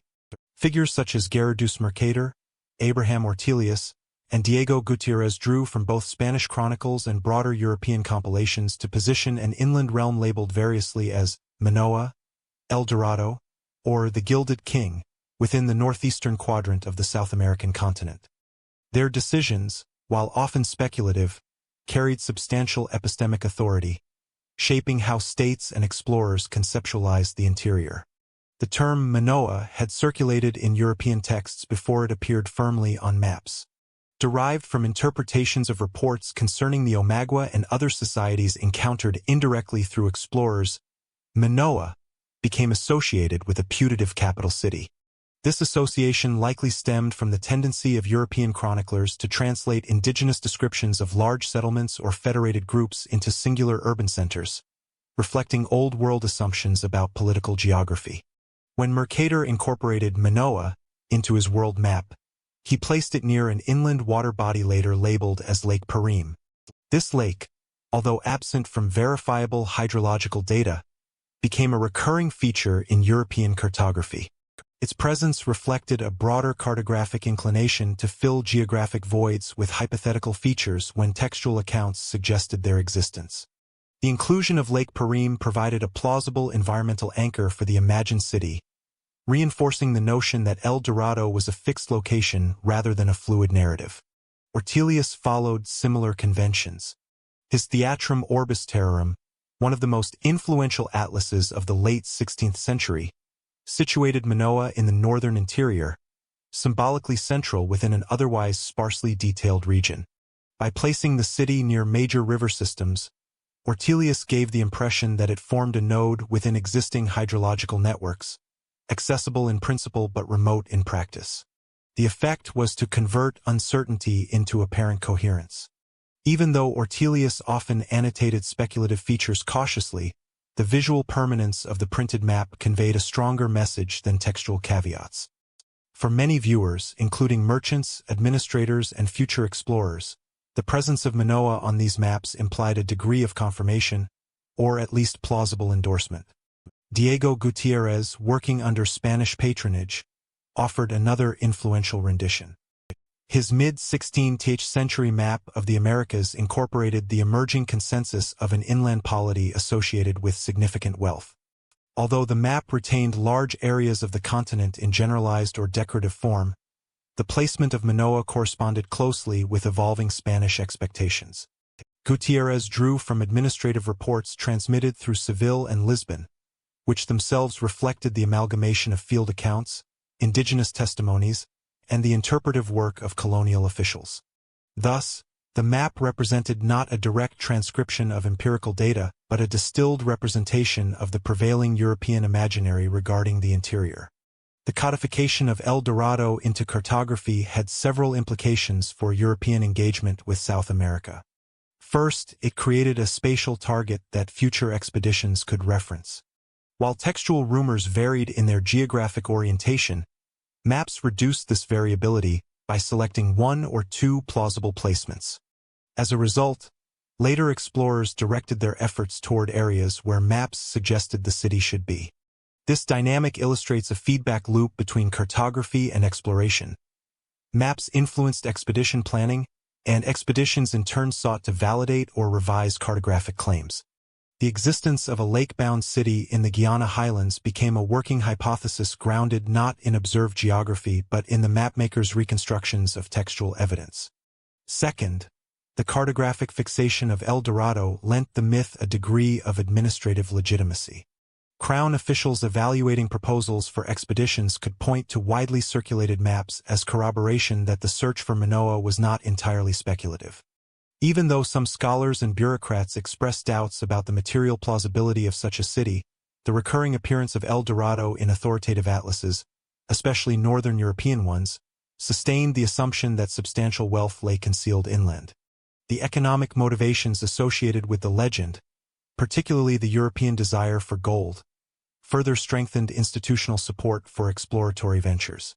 The evolution of the Lake Parim feature offers a particularly instructive case of how maps transformed rumor into apparent reality. Early reports referenced extensive wetlands and seasonally flooded savannas in what is now the Guiana Shield region.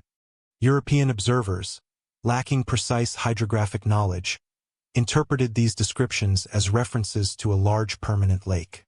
Once this interpretation appeared in written geographic compilations, mapmakers treated it as an established fact. The lake was often drawn with a stabilizing line of mountains along its southern edge, implying geophysical permanence. This representation persisted for more than 2 centuries, despite the absence of direct observation by Europeans. Only in the 18th and early 19th centuries did systematic surveys disprove its existence.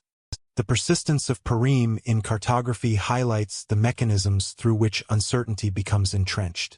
Once a spatial feature is visually reproduced across a series of maps, it gains credibility through repetition.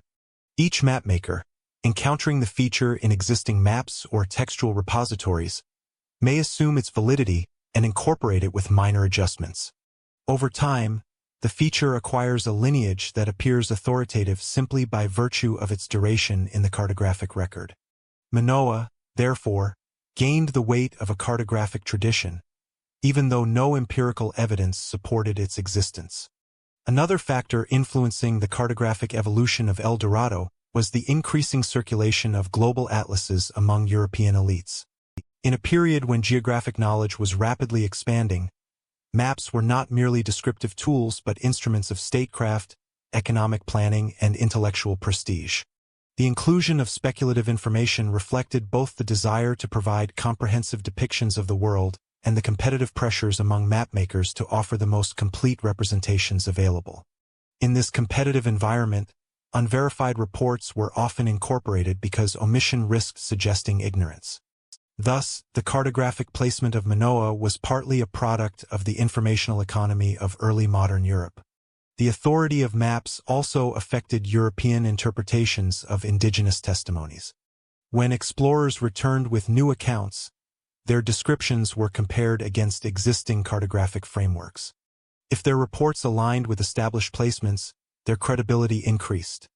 If not, their claims were often adjusted or filtered until they could be reconciled with the maps.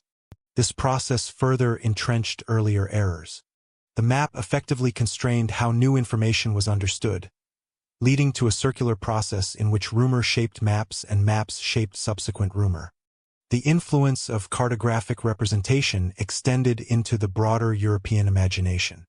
Writers, natural philosophers, and political theorists often used maps as reference points for discussions of global geography and comparative governance. Because El Dorado appeared in these works as a spatially fixed entity, its existence became a matter of general cultural knowledge. Even skeptics occasionally acknowledged Manoa on maps while questioning its material reality, demonstrating the difficulty of separating cartographic convention from empirical fact. By the early 17th century, the city of Manoa had become a fixture of European maps, typically shown in proximity to Lake Parim. These representations carried sufficient authority to guide explorers, shape policy discussions, and structure public expectations. Although the cartographers themselves often drew from uncertain sources, the visual stability of the maps provided a sense of epistemic solidity. Thus, once El Dorado appeared on European maps, it became a destination, not a hypothesis. Cartographic authority encouraged further expeditions to verify or refine these placements. Manoa emerged not from observation but from a chain of misinterpretations reproduced across generations. By the early 17th century, European geographers were increasingly confident that the fabled city of El Dorado lay beside a vast inland lake. This lake, Parim, became one of the most persistent pseudo-geographical features in early modern cartography, appearing on maps with enough consistency and authority that it eventually shaped entire imperial strategies. Yet its origins can be traced not to direct European observation, but to layers of misunderstanding. Mistranslated indigenous testimony, misread environmental cycles, and the eagerness of explorers to interpret ambiguous information as confirmation of rumor. To understand why Lake Parim gained such tenacious credibility, one must begin not with the cartographers but with the landscape itself. The savannas of the Rupununi and Branco regions, straddling modern Guyana and northern Brazil, undergo dramatic seasonal flooding. During the rainy months, broad areas of grassland transform into shallow, shimmering sheets of water that can stretch across the horizon. Indigenous peoples understood this hydrological rhythm intimately. To them, these temporary lakes were a predictable part of the annual cycle, shaping fishing strategies, hunting routes, and the seasonal patterning of settlement. But to Europeans hearing second-hand descriptions of these phenomena, the scale of the flooding sounded like evidence of a permanent inland sea. The earliest conflations likely occurred during the mid-16th century, when surviving fragments of Orellana's journey and subsequent entradas circulated among Spanish and Portuguese officials.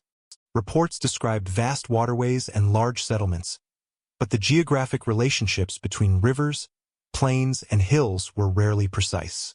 Indigenous guides, responding to questions that presupposed European concepts of cities, kings, or lakes, may have offered analogies that fit neither their worldview nor their ecological context.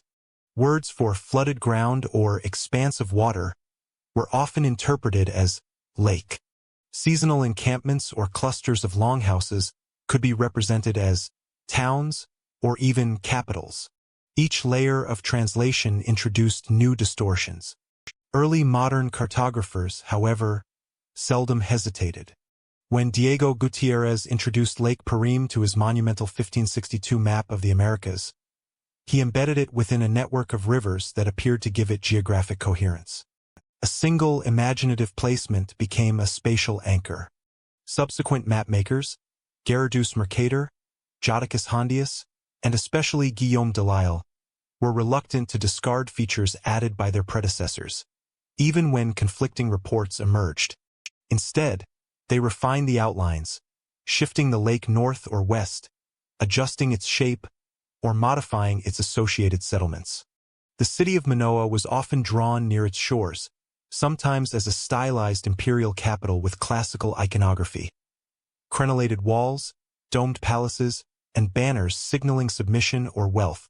This iterative process gave the illusion not just of continuity, but of verification. When a supposed lake appeared on multiple prestigious maps, many assumed that earlier explorers must have either seen it or heard reliable testimony of its existence. In reality, each cartographer was often copying from another, introducing only minor aesthetic or positional changes. The result was a kind of self-reinforcing cartographic loop in which the repetition of a feature signaled authority rather than doubt. Indigenous testimony played its own complicated role in sustaining the Perim hypothesis. When Europeans questioned indigenous communities about a large lake or a wealthy settlement inland, affirmative answers were common, but rarely for the reasons Europeans imagined. Many groups referenced seasonal gatherings, ritual centers, or paramount chiefdoms with influence across multiple settlements. These political structures differed significantly from European cities, yet Spaniards and Portuguese often reinterpreted them through familiar categories: kingdoms, courts, or capitals. When told of a large water, Europeans assumed permanence. When told of a great lord, they assumed monumental architecture. In some cases, indigenous informants, seeking to redirect outsiders or mitigate danger, may have intentionally described distant or unreachable locations. The more Europeans searched for a single central city, the more indigenous communities responded in ways that deflected or shaped those expectations. Meanwhile, the mythic aura of El Dorado further amplified these confusions. By the late 16th century, the term no longer referred solely to a ritual leader covered in gold dust. Its original meaning in Muisca culture, but had become synonymous with an entire region of wealth. As the quest shifted from person to place, it required geographic anchoring. Lake Perim, lacking clear European verification yet possessing narrative utility, offered the perfect canvas. Mapmakers placed Manoa beside its shores because a wealthy city needed a defensible, fertile, and symbolically resonant location. A lakeside metropolis fit both the textual rumors and the cartographic imagination of empire. Yet, when examined against modern geomorphology, the premise of a permanent Lake Perim dissolves quickly. Sedimentary studies, hydrological modeling, and satellite-based landscape analysis indicate no basin large enough to sustain a lake of the size depicted in early modern maps. Instead, the region's topography is dominated by a patchwork of interconnected wetlands, shallow depressions, and floodplains that expand and contract dramatically with seasonal rainfall. The illusion of a single, massive lake would have been convincing only to observers unfamiliar with the local environment, or hearing descriptions abstracted through multiple layers of translation. Archaeological research across the southern Guiana Shield further clarifies the picture. Rather than a centralized metropolis, the region supported a mosaic of dispersed settlements, some linked by raised fields, causeways, and engineered landscapes. Ceramic traditions, burial practices, and evidence of long-distance trade point to significant cultural complexity, but not to the monumental urbanism of a Mesoamerican or Andean polity. European expectations for a singular, dominant city obscured the more subtle reality of interconnected but autonomous communities. Still, mapmakers continued to refine Lake Perim's position well into the 18th century. Some placed it near the upper Essequibo, others nestled it against the Sierra Parima. Each adjustment attempted to reconcile contradictory expedition reports: Portuguese banderantes searching from the east, Spanish entradas approaching from the west, and numerous intermediary claims by missionaries, soldiers, and indigenous guides. Every displacement of the lake on the map kept the hypothesis alive.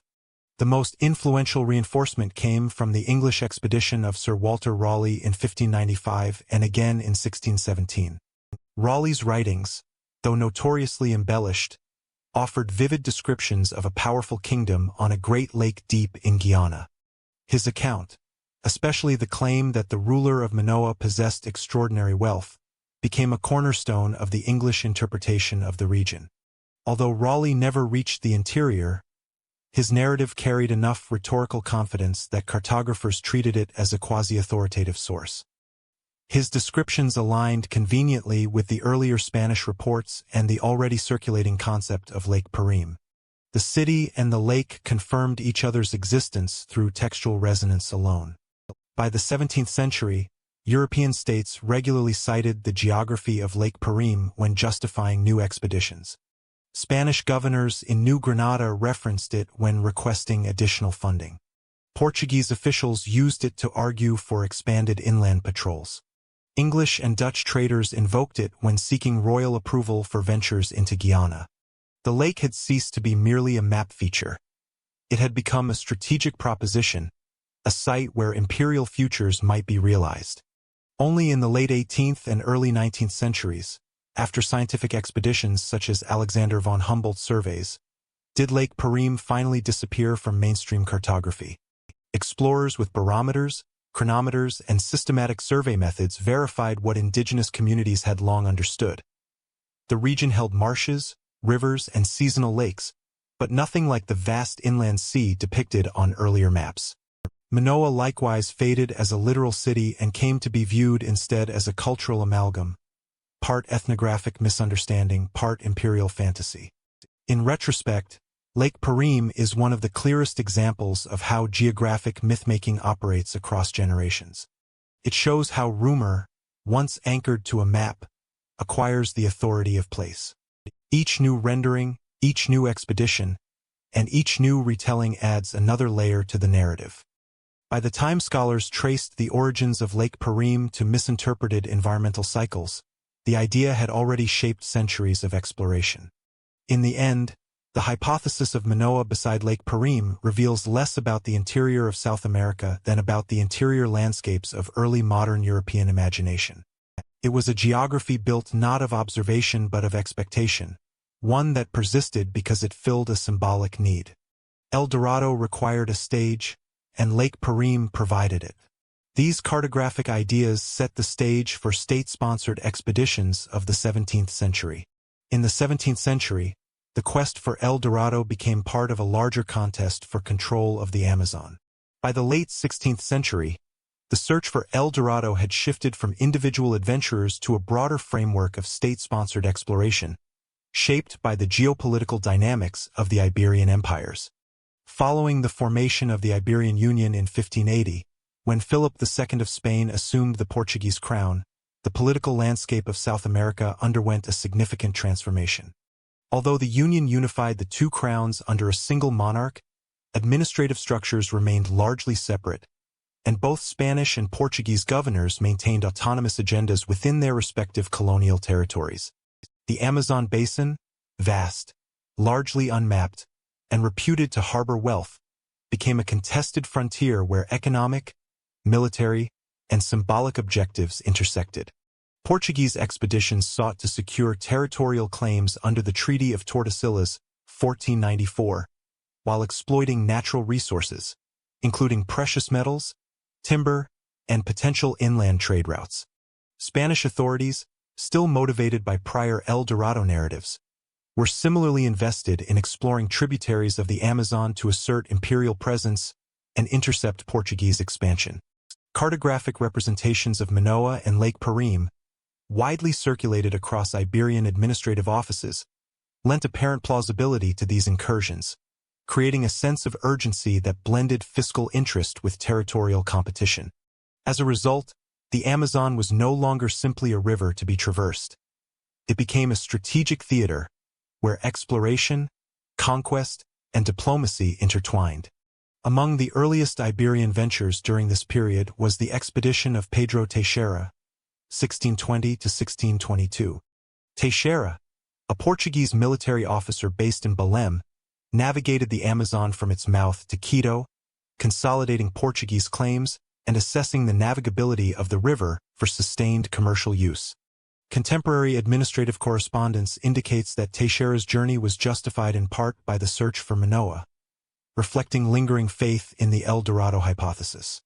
However, his reports emphasized practical knowledge of river systems, indigenous settlements, and the limits of navigable channels. Archaeological surveys along the Tocantins and Xingu rivers corroborate the presence of long-established indigenous habitation, providing a more measured context for Teixeira's observations. The expedition exemplified how state objectives and mythical expectations were intertwined. While searching for riches, officials simultaneously sought to assert legal claims over vast territories. Spanish incursions followed a similar pattern, though with unique logistical challenges. The expedition of Cristobal de Acuña, chronicled in his Nueva Relación del Río Marañón, 1641, demonstrates the dual purpose of exploration: empirical documentation and imperial assertion. Acuña traveled from Lima along the Marañón River, an upper Amazon tributary, mapping river courses, recording indigenous settlements, and collecting intelligence on possible mineral deposits.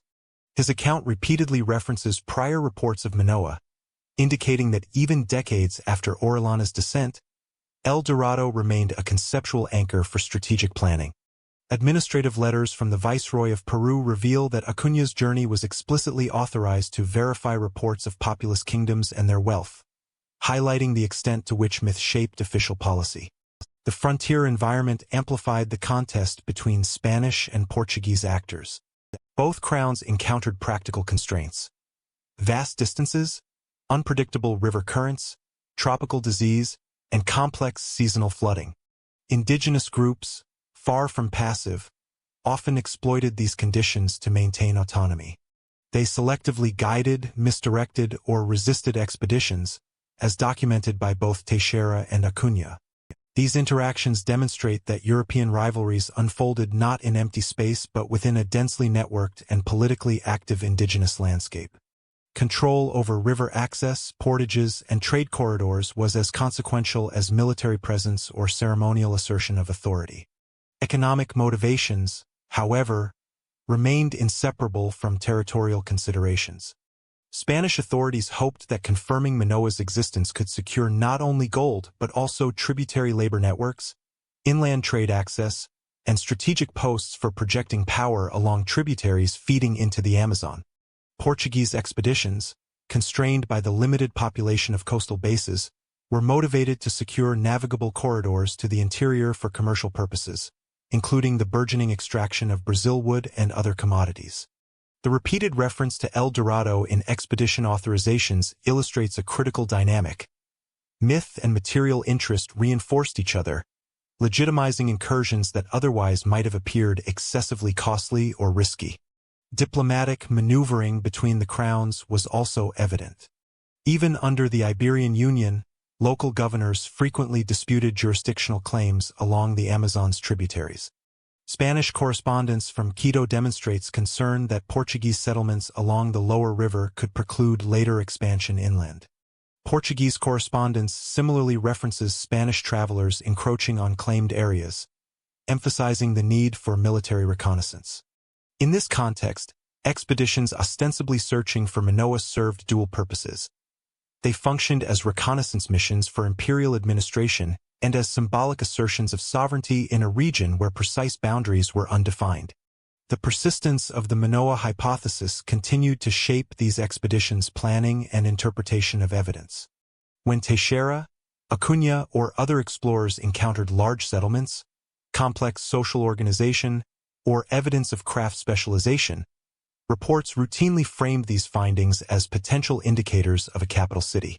Contemporary historiography emphasizes that European observers often misread indigenous polities' social structures as centralized kingdoms.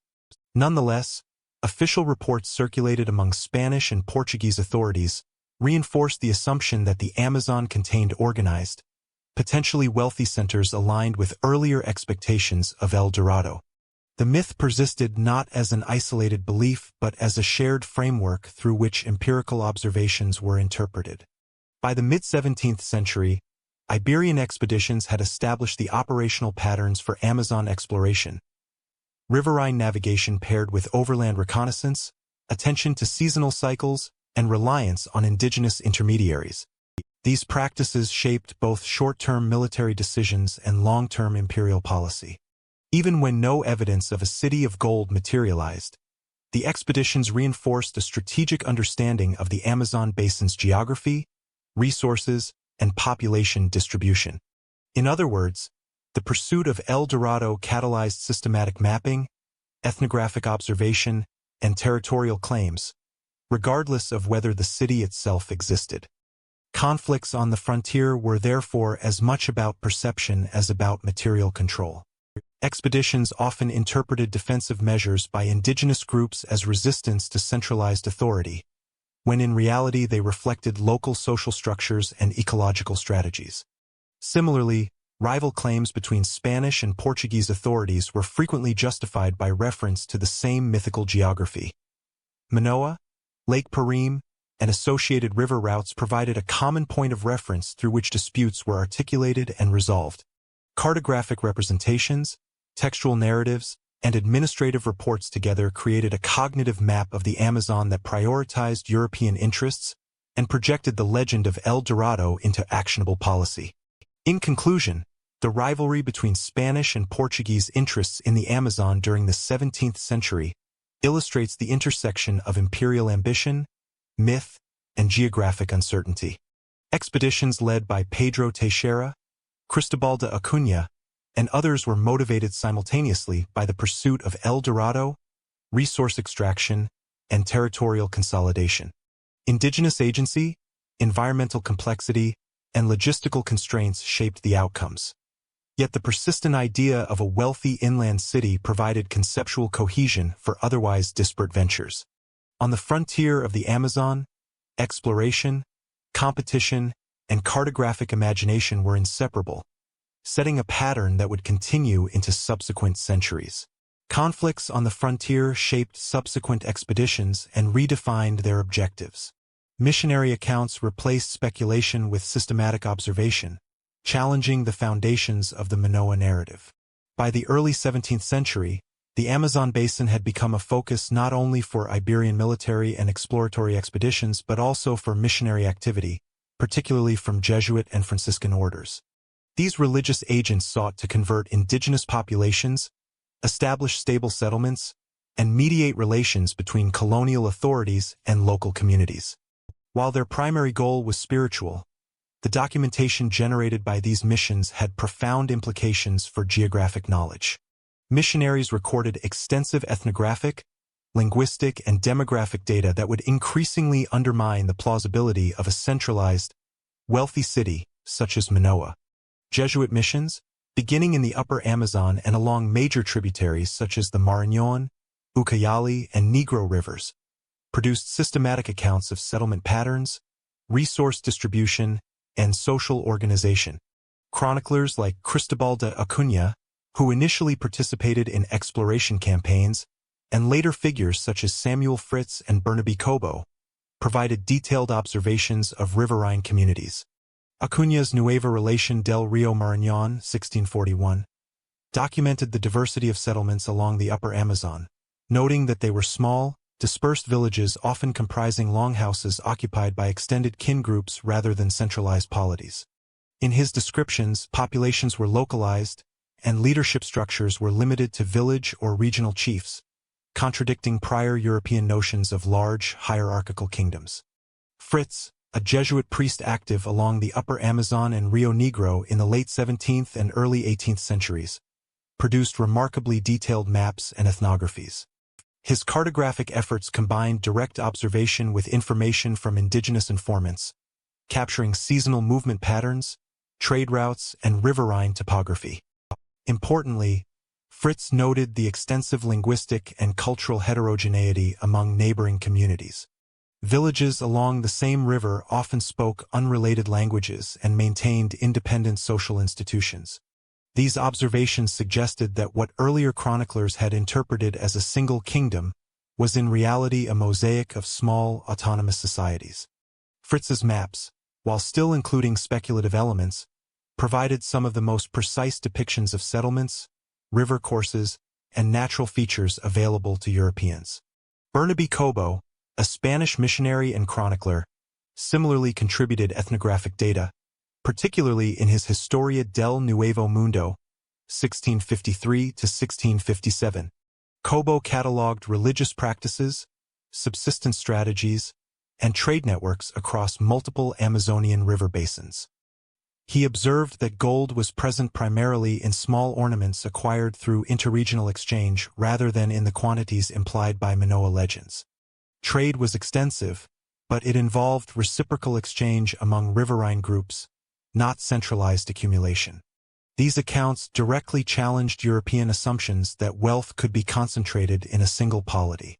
Cobo also described the widespread reliance on cassava cultivation, fishing, and seasonal foraging, emphasizing that populations were structured to maintain mobility and ecological sustainability rather than monumental urban development. Missionaries' engagement with indigenous informants was central to producing this knowledge. Unlike military explorers, who often interpreted information through the lens of conquest and material extraction, missionaries often relied on extended periods of residence and linguistic proficiency.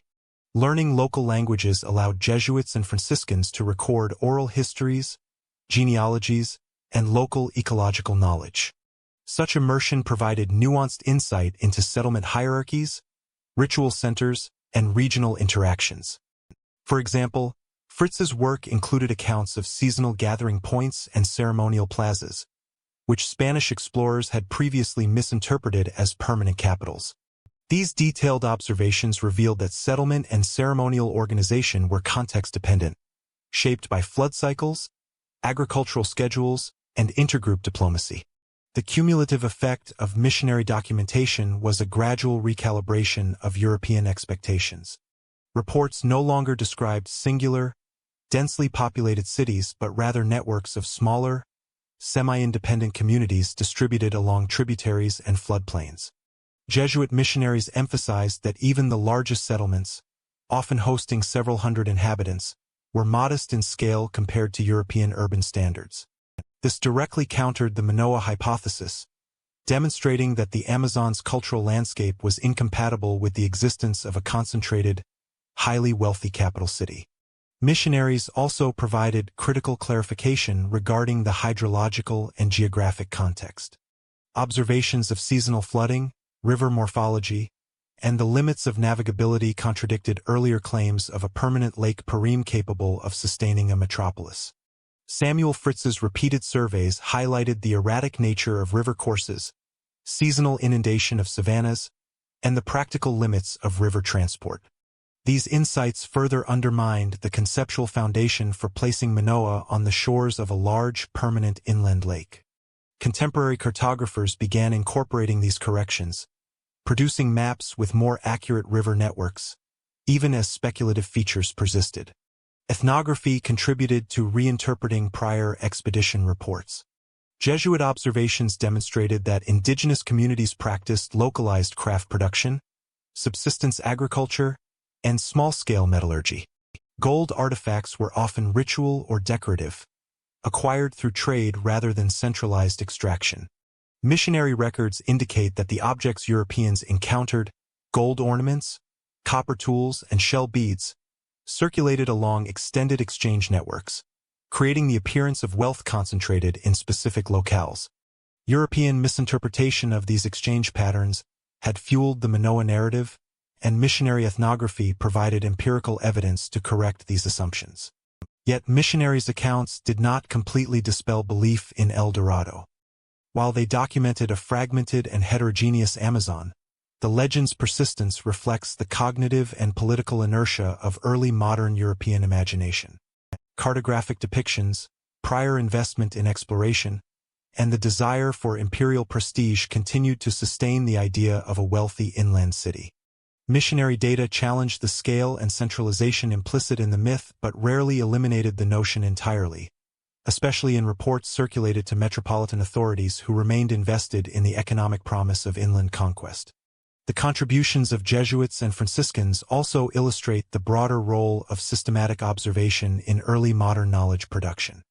By combining longitudinal observation, linguistic competence, and ethnographic detail, missionaries created one of the first comprehensive records of Amazonian settlement patterns and social organization.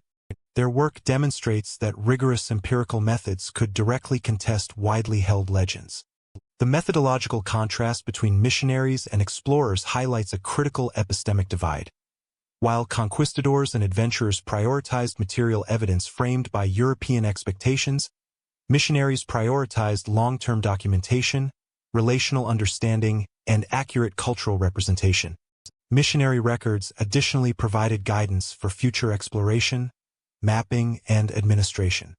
By detailing river courses, settlement locations, and indigenous trade patterns, they contributed to the creation of navigable knowledge frameworks.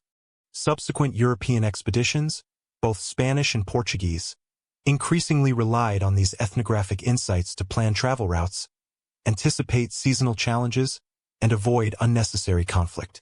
Although these observations rarely led to the discovery of Manoa, they established a practical understanding of the Amazonian interior that would inform cartography, colonial administration, and resource exploitation for decades. In sum, Jesuit and Franciscan documentation replaced speculation with systematic observation, gradually revealing the Amazon basin as a region characterized by dispersed settlements, ecological adaptation, and social diversity. Accounts by Cristobal de Acuña, Samuel Fritz, and Burnaby Cobo emphasized the limits of wealth accumulation, the multiplicity of languages and polities, and the influence of environmental cycles on settlement patterns. While belief in Manoa persisted in European imagination, missionary ethnography offered the first sustained empirical challenge to its plausibility, demonstrating that the region's social and geographic realities could not support the scale or concentration of wealth imagined in the El Dorado legend. Despite increasing evidence to the contrary, belief in Manoa persisted into the 18th century. In the 18th century, Enlightenment rationalism collided with 2 centuries of accumulated rumor. By the early 18th century, the search for El Dorado had shifted from the speculative zeal of early conquistadors to a more structured, administratively and scientifically motivated effort. The Bourbon reforms in Spanish America, initiated under Philip V and Charles III, emphasized centralized control, efficient taxation, and systematic mapping of colonial territories. These reforms encouraged crown-sponsored expeditions aimed at consolidating political authority, documenting natural resources, and securing borders against Portuguese expansion. In this context, the lingering myth of El Dorado, though increasingly questioned, continued to influence expeditionary priorities, particularly in the Amazonian and Guiana Shield regions, where European knowledge remained limited. One notable figure in this period was Manuel Centurion, an officer of the Spanish crown who participated in mapping missions along the Rio Branco and surrounding tributaries. Centurion's directives combined multiple objectives: survey river systems, record indigenous settlements, assess potential agricultural or mineral resources, and evaluate Spanish claims relative to Portuguese incursions. Unlike earlier explorers motivated primarily by personal enrichment, Centurion and his contemporaries were tasked with producing official documentation for administrative purposes. Archival correspondence preserved in the Archivo General de Indias shows repeated references to Manoa and Lake Parim, indicating that even by the mid-1700s, the legend retained a symbolic function in motivating and legitimizing exploration. Portuguese activity in the region similarly blended economic, strategic, and exploratory concerns. The Bandeirantes, operating from São Paulo and northern Brazil, continued to penetrate the upper Rio Branco and Rupununi plains. Initially motivated by slave raiding and resource extraction, their expeditions increasingly incorporated cartographic objectives under the oversight of the Lisbon crown. Reports by Bandeirantes often referenced prior European accounts of Manoa, demonstrating how myth and administrative directives intersected. Even when practical objectives dominated, such as locating fertile lands or verifying river courses, the accumulated reputation of the Amazon as a source of wealth shaped planning and the interpretation of local information. Enlightenment-era scientific ideals introduced new methodologies into exploration. Crown-sponsored expeditions began to employ systematic measurement, triangulation, and observation, emphasizing empirical verification over hearsay. Surveyors measured river widths, mapped seasonal flood patterns, and recorded astronomical coordinates, producing data that increasingly contradicted prior expectations of a large, centralized lake or city. Figures like Centurion relied on indigenous guides not only for navigation but also for ethnographic and ecological knowledge, allowing European observers to distinguish between permanent settlements and seasonal encampments. Missionary accounts continued to inform these expeditions, providing context for interpreting settlement size, agricultural practices, and trade networks. Despite these advancements, the myth of El Dorado persisted in administrative discourse. Official reports often included caveats such as no evidence of Manoa was found, yet previous testimony suggests potential wealth upstream, reflecting the tension between empirical observation and entrenched expectation. Cartographers of the period still incorporated speculative features on maps, albeit with qualifiers, indicating that the cognitive and political momentum of the legend was difficult to overcome.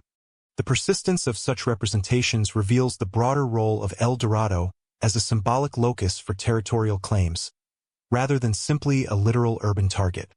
The interplay between rationalist exploration and lingering myth can be seen in bilingual survey reports, where Portuguese and Spanish descriptions of river courses and settlements frequently contrasted measured observations with the expectation of wealth.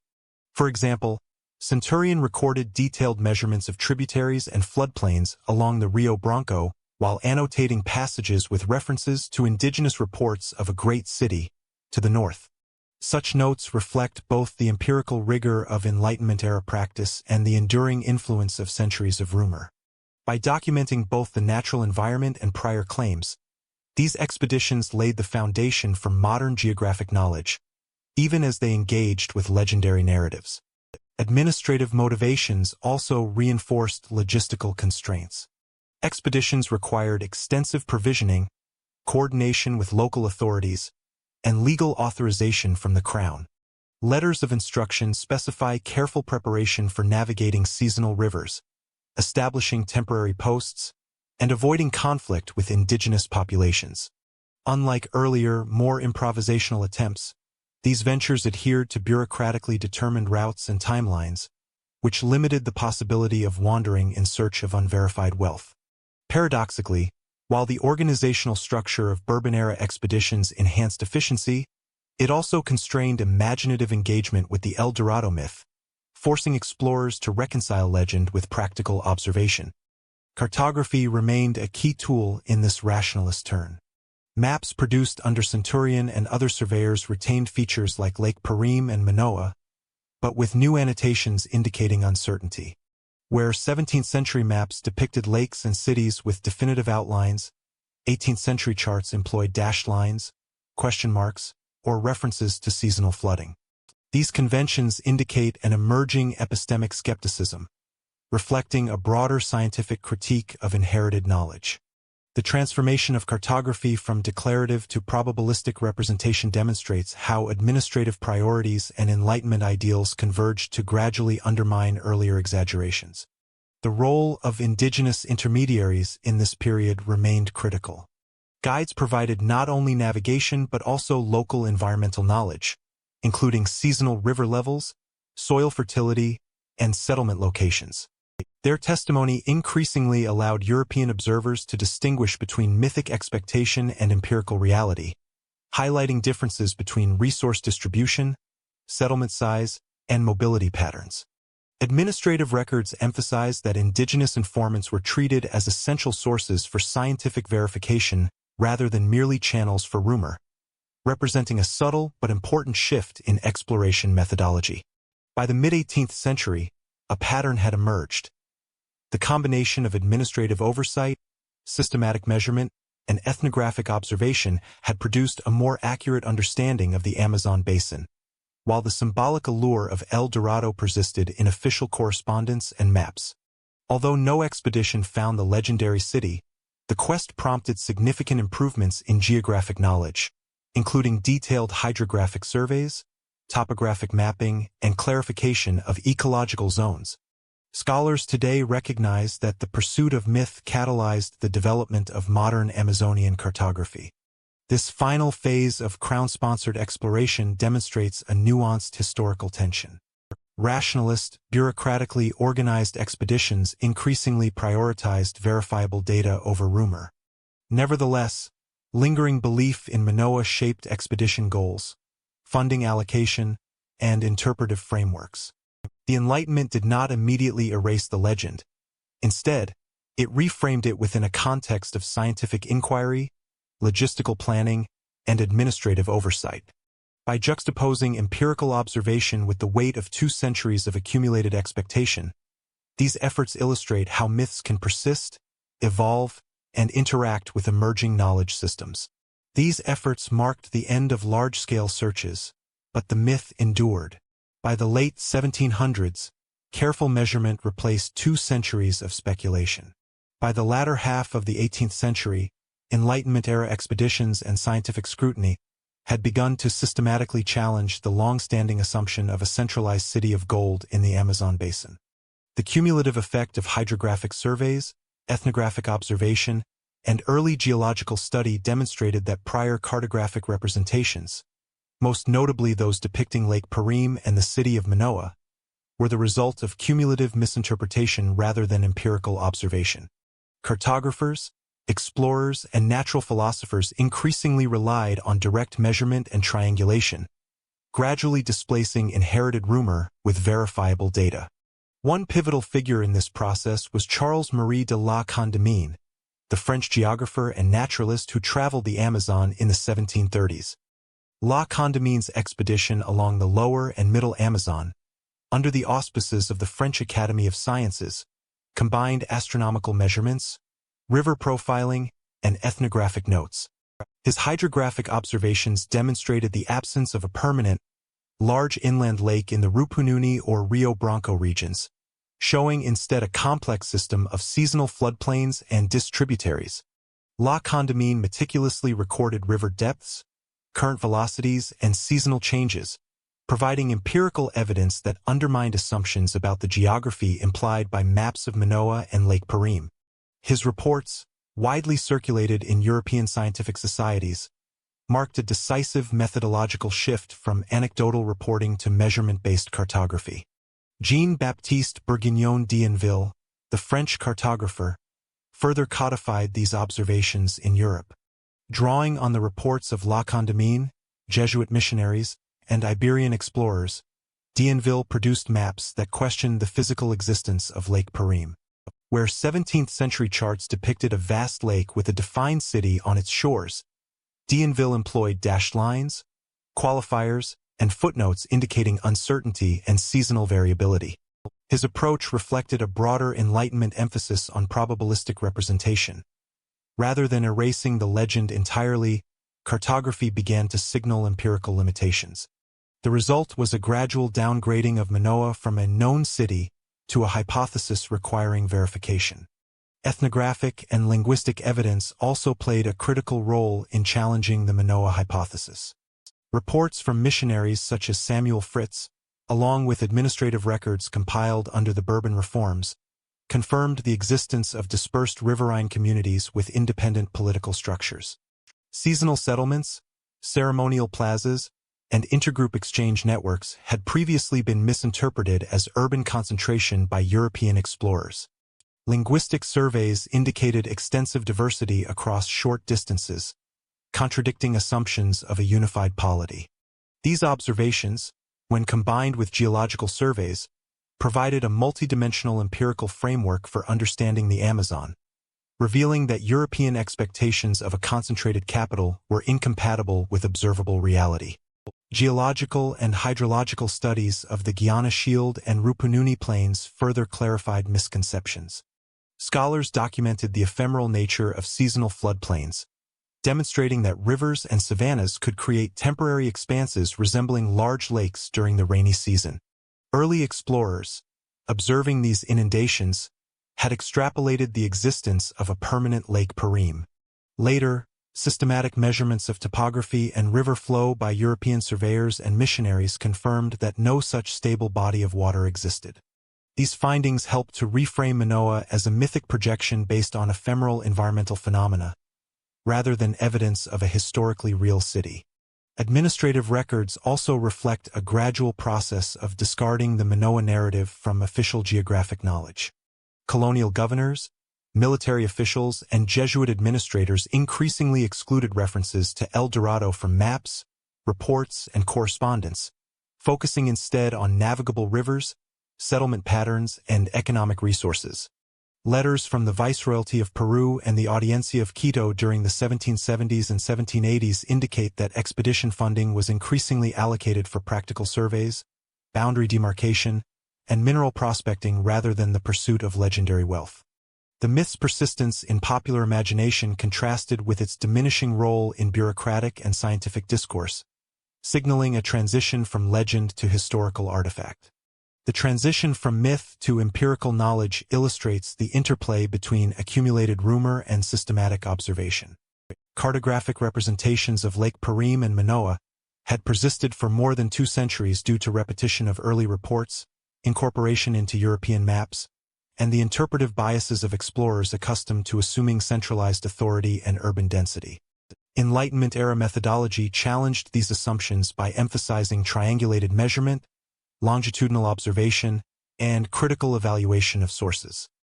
The result was not an abrupt elimination of the legend, but a gradual undermining of its plausibility, with European scholars and colonial administrators increasingly treating prior claims as unreliable. Scientific discourse also reframed the nature of indigenous settlement patterns. Where earlier accounts conflated ceremonial plazas, seasonal fishing grounds, and trade centers into imagined capitals, empirical observation revealed small-scale polities, dispersed hamlets, and fluid trade networks. The integration of hydrology, anthropology, and cartography demonstrated that population densities and settlement distributions could not sustain the urban scale attributed to Manoa. European observers came to recognize that reports of gold, population size, and monumental architecture were frequently the result of misinterpretation or exaggeration, mediated by the linguistic and cultural lens of prior expeditions. By the late 18th century, scholars such as Juan Ignacio Molina and Alexander von Humboldt synthesized these empirical findings into broader geographic and ethnographic frameworks. Humboldt, in particular, emphasized the interdependence of hydrology, climate, and settlement distribution in the Amazon, providing a rationalist critique of long-standing myths. While he did not focus specifically on Manoa, his work exemplified the Enlightenment approach that had effectively neutralized the city's credibility. Cross-disciplinary observation, measurement, and comparative analysis replaced inherited narrative authority. The final phase of the Manoa myth's decline demonstrates a clear epistemic transformation. Cartography shifted from definitive representation to annotated uncertainty. Ethnography documented dispersed, multilingual communities, and geological evidence refuted the existence of permanent inland lakes capable of sustaining urban centers. Administrative records reflect a parallel shift. Crown authorities no longer funded expeditions in pursuit of El Dorado as a concrete target, instead prioritizing resource management, boundary enforcement, and scientific observation. Together, these developments mark the transition from legend-driven exploration to evidence-based geography, while also illustrating the enduring influence of early modern mythmaking on imperial administration and cartographic representation. In conclusion, the 18th century witnessed the methodical displacement of Manoa from the category of possible reality to that of legend. Careful measurement, hydrographic surveying, ethnographic observation, and critical cartography collectively demonstrated the absence of Lake Parim and a centralized city. Missionary accounts, state surveys, and Enlightenment-era explorers converged to produce a rigorous understanding of the Amazon's complex riverine ecology and human settlement patterns.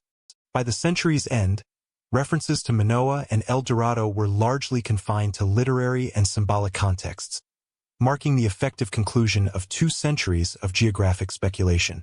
Once the myth faded from official maps, scholars began the task of reconstructing what had actually existed. Archaeology began to replace rumor with material evidence. By the early 19th century, European and Latin American scholars had begun to systematically study the material cultures associated with the legendary El Dorado region. The focus was initially on highland Colombia, particularly the territory of the Muisca Confederation, and on portions of the Orinoco and Amazonian lowlands where explorers had historically pursued accounts of Manoa. Researchers sought to separate tangible evidence of pre-Columbian life from centuries of accumulated myth. Archaeology provided a methodological framework for evaluating indigenous ritual practices, settlement patterns, and economic systems, allowing scholars to differentiate historical reality from narrative projection. In Colombia, Laborio Zerda was among the first to undertake detailed studies of Muisca artifacts in the mid-1800s. Zerda examined tunjos, small votive figures cast in gold or tambega, alongside ceramics, textiles, and stone tools recovered from burial sites and ceremonial centers such as Sogamoso, Tunja, and El Infiernido. His analyses emphasized the ritual and symbolic use of gold, supporting the interpretation that metallic objects were primarily vehicles of religious legitimacy rather than indicators of centralized wealth accumulation. Zerda's work challenged prior European accounts that had interpreted ceremonial deposits as evidence of urban-scale accumulation, providing the first empirical foundation for understanding the Muisca ritual economy within its cultural context. Concurrently, José Pérez de Baradas conducted surveys of highland and lowland material remains, focusing on settlement patterns and trade networks. His work documented small, dispersed villages and seasonal habitation sites, clarifying that social organization in the eastern Andes was highly decentralized. By mapping intersettlement distances and associated resource zones, Pérez de Baradas highlighted the structural differences between Andean chiefdoms and the imagined urban model projected by Spanish chroniclers. He also emphasized continuity in subsistence practices, noting the persistence of maize, tuber, and salt exploitation, which shaped both ritual activity and economic exchange. These studies provided the first clear evidence of the systemic cultural patterns underlying reports that had previously fueled the El Dorado legend. In Venezuela and northern Brazil, 19th-century collectors and scholars began examining Amazonian artifacts associated with riverine communities. Pottery, tools, and ornamentation from the Orinoco and Rio Negro basins demonstrated extensive local production and long-distance trade networks. Scholars recognized that these materials were widely distributed across dispersed communities, indicating that no single polity possessed the concentration of wealth described in European narratives. By cataloging ceramic styles, lithic technologies, and metalwork across multiple river systems, researchers began to articulate the concept of Amazonian cultural mosaicism, a patchwork of autonomous societies linked by trade and seasonal gatherings rather than unified political authority. Early rationalist critics also played a pivotal role in reevaluating the legend. Intellectuals such as Alexander von Humboldt, although operating slightly earlier, provided comparative frameworks for interpreting the natural and cultural landscape. Humboldt emphasized ecological constraints, including seasonal flooding, soil fertility, and river dynamics, to demonstrate that the Amazon could not support densely populated, urban centers on the scale imagined by European explorers. This combination of ethnographic observation, ecological reasoning, and material analysis allowed 19th-century archaeologists to separate ritual and symbolic behavior from exaggerated accounts of wealth, establishing a critical distinction between practice and legend. Archaeological investigation during this period also incorporated analysis of ritual landscapes. Excavations at Muisca temples and ceremonial centers revealed structured deposits, including offerings in lakes, burial mounds, and platform sites such as El Infiernito, demonstrating highly organized ceremonial life. These discoveries provided tangible context for the gold-covered rituals chronicled in the 16th and 17th centuries, confirming that gold functioned as a medium of social and religious legitimacy rather than as capital for a city of riches. By situating ritual deposits within spatial and chronological frameworks, archaeologists clarified the mechanisms by which European observers misinterpreted localized ceremonial acts as evidence of an urbanized golden polity. In the lowlands, systematic mapping of riverine settlements emphasized the scale and distribution of population clusters. Archaeologists noted that even the largest settlements rarely exceeded several hundred inhabitants, dispersed along tributaries with significant ecological adaptation.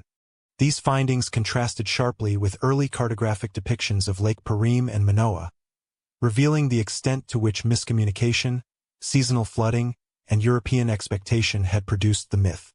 Comparative analysis between highland and lowland archaeological records highlighted differences in settlement density, material culture, and resource distribution, providing a nuanced understanding of pre-Columbian socio-environmental dynamics across northern South America. Another key development was the integration of archival and ethnographic sources with material data. Scholars cross-referenced early chroniclers, missionary reports, and colonial administrative records with archaeological evidence to reconstruct settlement hierarchies and trade networks.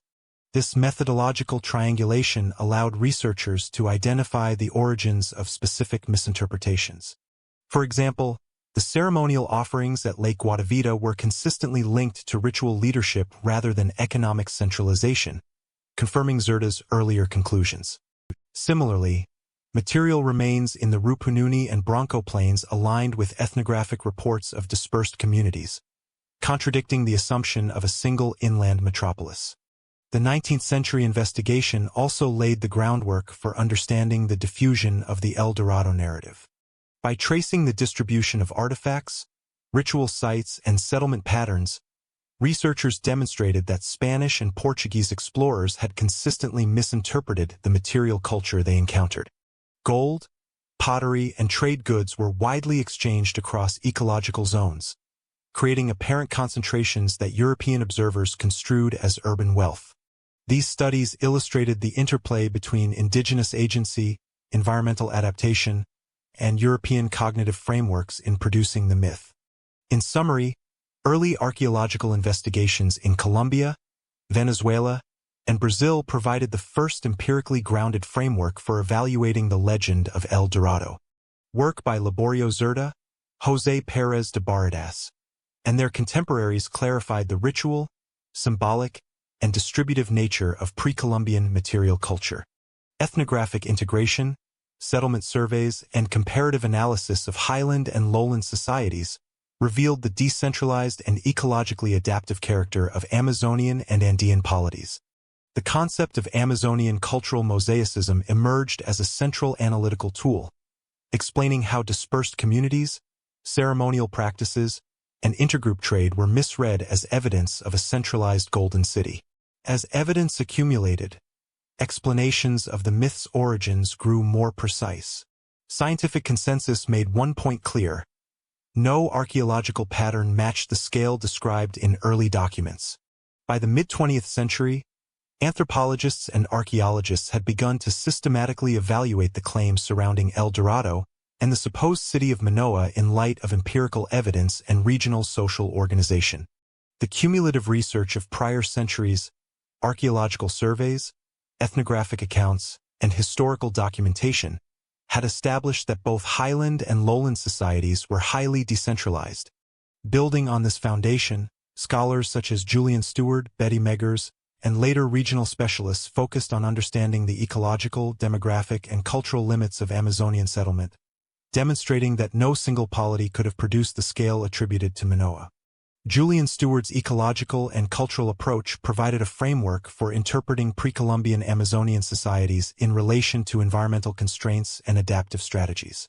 Stewart emphasized that riverine and floodplain environments imposed limits on population density, settlement permanence, and resource storage.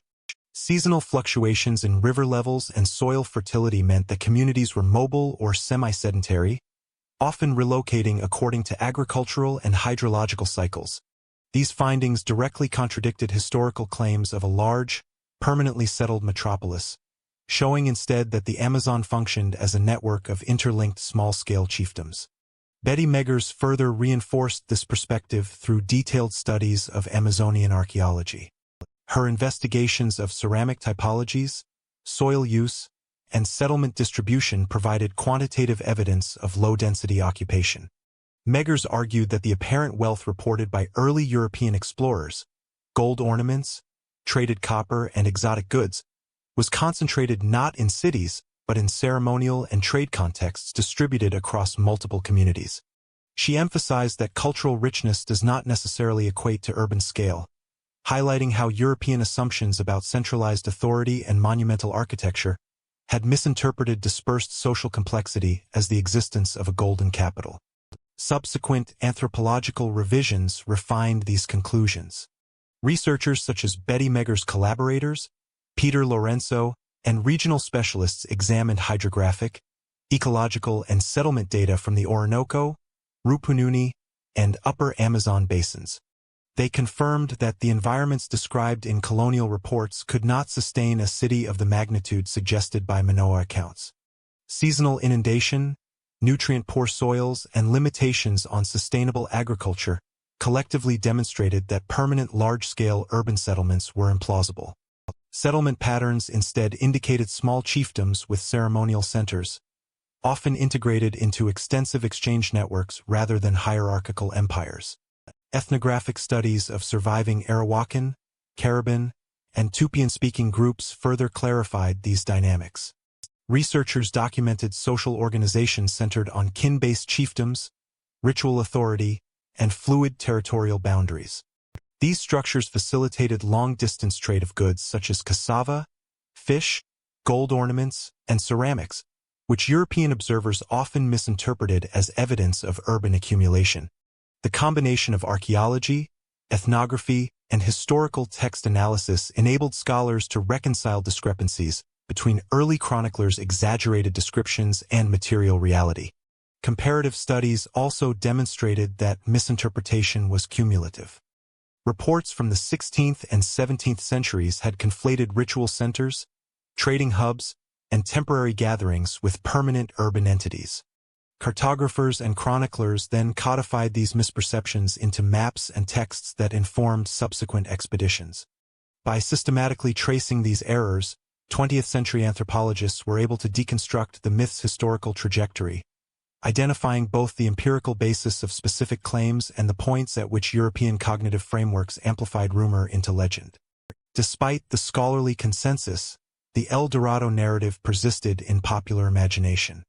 Anthropologists noted that while no material culture supported the existence of Manoa, the symbolic resonance of gold, ritual, and exploration maintained public fascination. Academic work increasingly focused on disentangling myth from cultural practice, while also examining why the legend had endured in European and later global consciousness. In this context, modern scholarship treated El Dorado not as a historical target but as a lens through which to study colonial perception, intercultural misunderstanding, and the construction of myth. Scientific analysis also clarified the chronology of social and ecological change in the region. Radiocarbon dating of highland Muisca sites and lowland riverine settlements confirmed dispersed occupation over centuries, demonstrating continuity of ritual and subsistence practices rather than episodic accumulation of urban wealth. Pollen studies, geomorphological surveys, and soil analysis showed that agriculture in floodplains was constrained by nutrient cycling and periodic inundation, further undermining the possibility of urban-scale population centers. These findings reinforced the view that the El Dorado myth was a projection onto environments ill-suited for large settlements, rather than a reflection of actual historical reality. Integration of archaeological and ethnographic datasets allowed anthropologists to identify the real mechanisms underlying European misperceptions. Ritual deposition of gold, intergroup trade, ceremonial canoe flotillas, and seasonal festivals, all observed across both highlands and lowlands, were systematically misread as signs of concentrated wealth. The deliberate use of gold in ritual contexts, particularly in lakes and sacred sites, provided the sensory cues for early chroniclers to imagine a city of gold. By connecting these practices to documented social structures, modern researchers revealed the process by which cultural behaviors were transformed into legend. In conclusion, 20th-century anthropological research achieved several critical insights. First, it demonstrated that Amazonian and Andean societies were organized as small-scale chiefdoms, integrated through ritual and trade networks, rather than centralized urban polities. Second, empirical data clarified the ecological and demographic limits of settlement, showing that early European expectations of Manoa were inconsistent with environmental reality. Third, the persistence of the El Dorado narrative highlighted the enduring impact of cultural interpretation, linguistic translation, and myth-making across centuries. Taken together, these studies confirm that while the legend of a golden city has shaped exploration history, archaeological and ethnographic evidence firmly refutes the existence of a literal metropolis. With the large-scale myth disproven, researchers shifted to identifying the real cultural practices behind it. Beneath the legend of El Dorado lay intricate systems of ritual, exchange, and social authority. With the large-scale myth of Manoa effectively disproven, modern research shifted focus toward understanding the cultural and social realities that inspired centuries of European speculation. Archaeological and ethnographic studies revealed that both highland and lowland societies relied on complex networks of ritual practice, trade, and social organization, systems that were highly visible to outsiders yet fundamentally non-centralized in political or economic terms. These structures were sufficient to create the impression of concentrated wealth without supporting the existence of a literal golden city. In the Colombian highlands, the Muisca Confederation remained the most extensively documented case. Archaeologists studying sites such as Sogamoso, Tunja, and the ceremonial terraces of El Infiernido emphasized the ritual centrality of gold and other symbolic materials. Gold was used primarily in votive offerings, ceremonial figurines, tunjos, and burial goods. These practices were tightly integrated into the political and religious system, where the authority of the Zipa and Zak depended on ritual performance, symbolic legitimacy, and redistribution rather than accumulation of wealth in urban centers. Historical records and material evidence confirm that these offerings were often deposited in lakes, rivers, and sacred platforms, sites that early European observers, unfamiliar with indigenous cosmologies, interpreted as evidence of concentrated treasure. Trade networks further complicated European perceptions. Muisca and neighboring Chibcha groups maintained extensive exchange systems spanning highland and lowland regions. Salt, emeralds, cotton textiles, ceramics, and small amounts of gold moved along inter-chiefdom routes, connecting dispersed settlements into functional economic networks. Archaeological surveys document trail systems, riverine pathways, and exchange hubs, showing that goods were widely circulated rather than stored in centralized treasuries. European explorers, encountering accumulations of traded items in specific ceremonial or seasonal contexts, frequently overestimated the scale of wealth, projecting the social visibility of trade onto assumptions about urban concentration. In the lowlands, the Amazonian cultural mosaic exhibited similar dynamics. Settlement patterns along the Orinoco, Rupununi, and Amazon rivers reveal small, semi-sedentary villages connected by seasonal flotillas, trade gatherings, and ceremonial assemblies. Archaeologists studying pottery, lithic tools, and ritual artifacts have identified localized material styles indicating diverse polities, each managing its own resources while participating in broader exchange networks. These networks included ornamental gold, copper, and exotic goods, which could easily be misinterpreted as evidence of unified polities when observed intermittently by outsiders traveling through the region. Ritual practices were closely intertwined with trade and social hierarchy. Seasonal festivals, riverine canoe processions, and offerings at sacred lakes created visible, dramatic demonstrations of communal and elite authority. European chroniclers often witnessed these events, recording gold-covered participants or ceremonial feasts, and translated them into their own conceptual frameworks. As a result, ritual visibility amplified perceived material wealth, producing the cognitive conditions for the El Dorado narrative to emerge and persist. Archaeological analysis of offering deposits, ceremonial plazas, and ritual artifacts confirms that these behaviors were structured, symbolic, and distributed across multiple settlements, far from the centralized capital imagined by Europeans. Modern anthropology also emphasizes the role of ecological and technological adaptation in shaping these social systems. The highland Andes supported terraced agriculture, salt production, and controlled resource zones, while the Amazonian floodplains required seasonal mobility, swidden agriculture, and river-based transportation. In both contexts, social complexity emerged from coordination of ritual, trade, and environmental knowledge, rather than urbanization or accumulation of material wealth. These adaptive strategies allowed societies to maintain resilient economies and cohesive social hierarchies without developing urban centers of the scale attributed to Manoa. Ethno-historical data further illuminates how European misinterpretation occurred at the intersection of observation and cultural difference. Jesuit, Franciscan, and secular accounts describe the ceremonial use of gold in lakes, rivers, and plazas, along with the exchange of traded items across multiple villages. From a European perspective conditioned by assumptions of monarchy and urban centralization, these practices appeared as signs of concentrated treasure. Modern analysis demonstrates that each observed wealth accumulation was highly contextual, embedded within ritual and exchange systems that served social, religious, and political purposes. Comparative studies of highland and lowland practices also reveal structural similarities in how wealth was made visible without being centralized.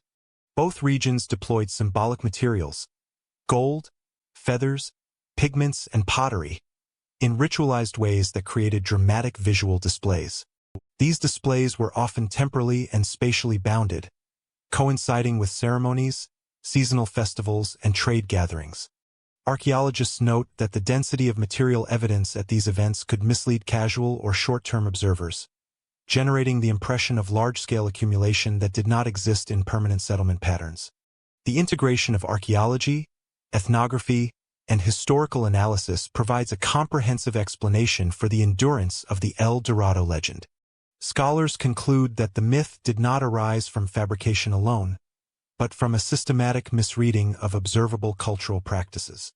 Ritual deposition, seasonal exchange, ceremonial visibility, and European assumptions of political centrality all combined to produce a cognitive model in which observers assumed a large, wealthy, centralized polity.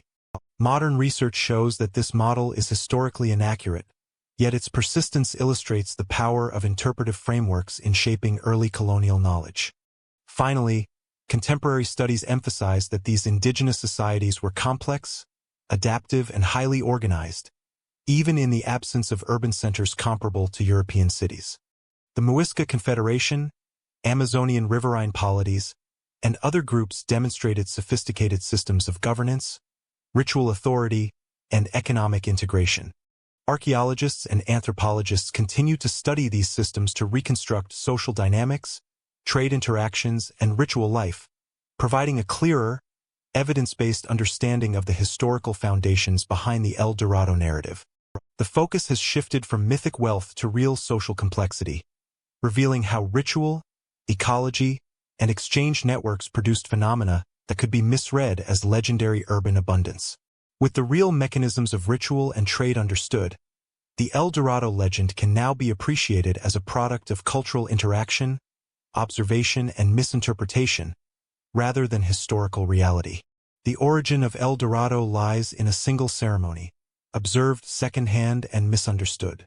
Modern archaeological and ethno-historical research has clarified the significance of the ritual at Lake Guatavita, traditionally associated with the origin of the El Dorado legend. This ceremonial event involved the investiture of a newly elected Zipa, the High Chief of the Southern Muisca Confederation, and incorporated both ritualized offerings and symbolic acts of authority. While early European chroniclers described the ceremony as a display of immense material wealth, contemporary scholarship situates the ritual within a broader framework of social legitimacy, cosmological symbolism, and redistributive authority. Archaeological studies of lake sediments and recovered artifacts indicate that offerings included tunjos, small gold or tumbega figurines, and other symbolic objects deposited in the water. Analysis of the sediment layers has shown that these deposits were deliberate, ceremonial, and sequential, often associated with specific calendrical or political events. The concentration of gold at certain points is not indicative of accumulated wealth held in urban repositories, but rather of repeated ritual deposition over generations. This aligns with historical descriptions by chroniclers such as Juan de Castellanos and Pedro Simón, who noted ceremonial casting of gold into lakes without necessarily understanding its symbolic function. Tunjo typology provides further insight into the ritual's logic. These small figures, often anthropomorphic or representing animals, were used as votive offerings. Their quantity and distribution in the lake environment created the visual impression of abundance when observed from canoes or the shore. Archaeological analyses suggest that tunjos served as tokens of piety, political legitimacy, and communal participation, rather than objects of personal wealth. European observers, unfamiliar with the cultural and religious context, interpreted the spectacle as evidence of centralized treasure, projecting their own assumptions about kingship, accumulation, and urban settlement onto a ceremonial act. Ethno-historical documentation corroborates the ritual structure. Accounts consistently describe the new Zipa being covered in gold dust, entering a canoe, and casting offerings into the lake while priests and attendants performed associated rites. While the ceremony was visually striking, It was highly codified and embedded within a system of redistributive and symbolic authority. The act of depositing gold reinforced the Zipa's legitimacy and reaffirmed the relationship between leaders, sacred spaces, and their constituents, rather than transferring material wealth into concentrated hands. This distinction is critical. The Muisca worldview treated gold as a ritual medium, emphasizing social and cosmological meaning over economic accumulation. Environmental context also influenced European misperception. Lake Guadavida's small size and reflective water surface accentuated the visual impact of gold deposits, creating the impression of a lake filled with treasure. Seasonal conditions, including changes in water level and light, would have further enhanced this effect. Chroniclers who received second-hand reports amplified these observations, translating ritual practice into literalized images of wealth. When combined with European narrative tendencies toward exaggeration, the Guadavida ceremony became the mythic core of El Dorado. The ritual can also be understood in relation to redistributive economic networks. Offerings were a form of socially sanctioned expenditure, circulating symbolic wealth through ritual rather than through trade or hoarding. Archaeological surveys indicate that the same communities engaged in agriculture, salt production, and small-scale mining. Yet these activities did not produce centralized accumulations of gold. Instead, ceremonial deposits represented controlled expressions of status and spiritual investment, which European observers misread as evidence for a wealthy capital city. Recent interdisciplinary studies have integrated archaeology, ethnohistory, and environmental science to reconstruct the Guadavida ceremony in detail. Radiocarbon dating of organic remains associated with Tunjo deposits indicates periodic repetition over decades, highlighting the longevity and institutionalization of the ritual. Lake sediment cores reveal multiple depositional events, supporting a model of ritual continuity rather than episodic accumulation. Combined, these data demonstrate that the ceremonial spectacle observed or described by Europeans was the product of repeated social practice, carefully structured and deeply symbolic. Comparative analysis with other Muisca and Andean ceremonial sites reinforces these conclusions. Similar patterns of ritual deposition and symbolic display are documented at El Infiernido and other highland centers. Across these sites, gold functions primarily as a medium of legitimacy and cosmological reference, not as capital for urban economies. By situating the Guadavida ritual within this broader regional pattern, scholars clarify that European conflation of ritual, visual impact, and material presence created the illusion of a singular, immensely wealthy ruler or city. Furthermore, the reinterpretation of the Guadavida ceremony emphasizes the role of cognitive frameworks and cross-cultural misunderstanding. Europeans applied old-world notions of monarchy, treasuries, and urban hierarchy to an indigenous ritual context. As a result, the symbolic logic of Muisca investiture, centered on redistribution, legitimacy, and cosmology, was recast as a literal demonstration of gold wealth. Modern scholarship demonstrates that this misreading was systematic, arising from consistent differences in worldview, literacy, and social expectations. In sum, the Guadavida ritual constitutes the proximate origin of the El Dorado myth. Archaeological evidence, ethno-historical accounts, and environmental analysis collectively show that the ceremony involved controlled, symbolic deposition of gold over time, embedded in a sophisticated system of political and religious authority. Observers lacking cultural context interpreted this spectacle as concentrated wealth, projecting European assumptions onto indigenous practice. Modern research underscores that the myth of El Dorado was not entirely imaginative but rooted in observable ritual behaviors, transformed through misinterpretation, report distortion, and subsequent narrative codification. But other cultural features also contributed to the broader myth. What Spain imagined as an empire was, in reality, a network of many small, interconnected societies. Following the early European expeditions, historians and archaeologists have reconstructed the complex web of riverine trade networks that shaped perceptions of wealth across the Orinoco, Rio Negro, and Amazon basins. These networks connected numerous small-scale societies, each governed by kin-based chiefdoms, and facilitated the circulation of goods such as gold ornaments, copper tools, ceramics, textiles, and other valued items. Evidence from archaeological surveys demonstrates that these exchanges were extensive but diffuse, creating localized concentrations of wealth visible to transient observers without implying the existence of a centralized urban polity. Material evidence supports this network model.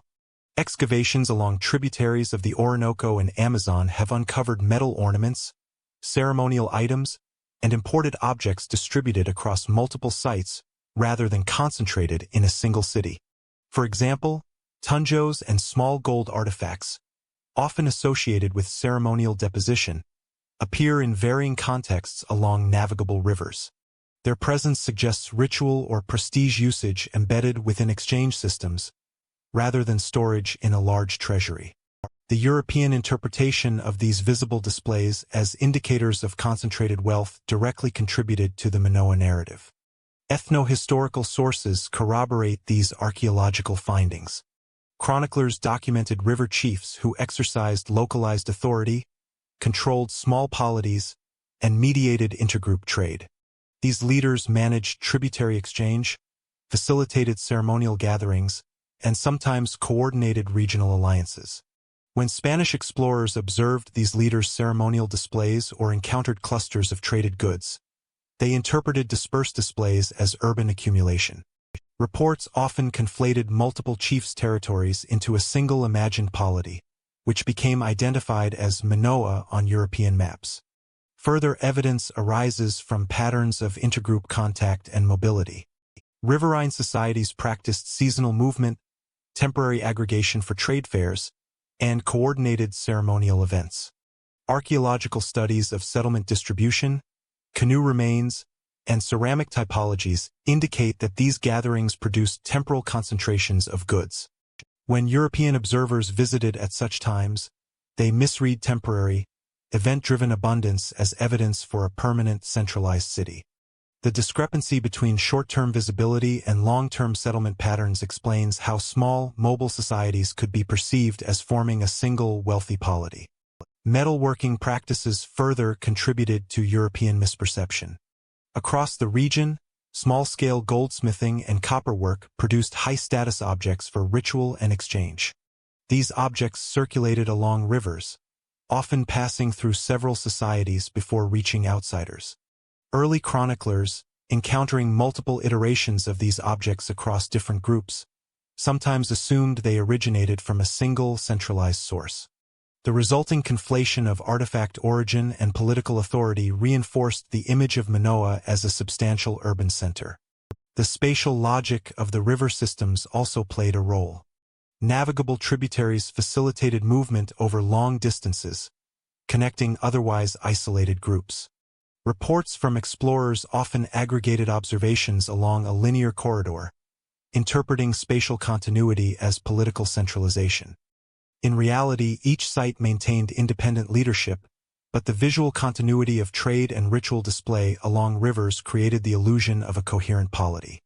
Modern archaeological and ethnographic analyses confirm that this corridor of perceived wealth spanned hundreds of kilometers without evidence of urban consolidation. European narrative processes further amplified these misinterpretations. Chroniclers and cartographers combined fragmentary expedition reports with prior accounts, creating composite descriptions of populations, rituals, and settlements. These textual syntheses were not strictly fraudulent but reflected methodological constraints, second-hand information, and interpretive projection. The cumulative effect was a perception of a unified polity, Minoa, that existed more robustly in European imagination than in the material record. Comparative studies between highland and lowland networks illuminate structural similarities. Both the Muisca Confederation and Amazonian riverine societies relied on hierarchically graded but decentralized systems, where ritual, trade, and social prestige intersected. In each case, temporary or ceremonial concentrations of symbolic wealth were interpreted as permanent accumulation by European observers. The persistence of the Minoa narrative demonstrates the conflation of ritual visibility, trade circulation, and outsider cognitive frameworks, producing a geographic and political fiction grounded in observable phenomena. Recent interdisciplinary research emphasizes the role of indigenous agency in shaping these impressions. Communities sometimes intentionally misdirected outsiders, pointing explorers toward distant groups or exaggerating ritual wealth to protect local resources. Ethno-historical records note strategic avoidance and selective information sharing, indicating that indigenous responses actively contributed to the geographic diffusion and elaboration of the El Dorado narrative. European observers, lacking contextual understanding, translated these interactions into reports of a hidden metropolis. Finally, the combination of trade networks, riverine mobility, and ritual practices demonstrates that the Manoa story emerged from a convergence of systemic social processes rather than a single historical polity. Archaeological data confirmed that material culture, settlement patterns, and ceremonial practice were consistent with small-scale, interconnected chiefdoms. Ethno-historical records indicate that these societies exercised complex social organization and long-distance exchange, but within constraints imposed by ecology, population density, and technological capacity. Together, these lines of evidence explain how fragmentary, dispersed observations were transformed into the enduring image of a golden city. In conclusion, the roots of the Manoa narrative lie not in an actual empire, but in the observable outcomes of social and economic systems across the Orinoco and Rio Negro basins. River chiefs mediated trade, ritual specialists facilitated ceremonial display, and seasonal gatherings created temporary concentrations of goods.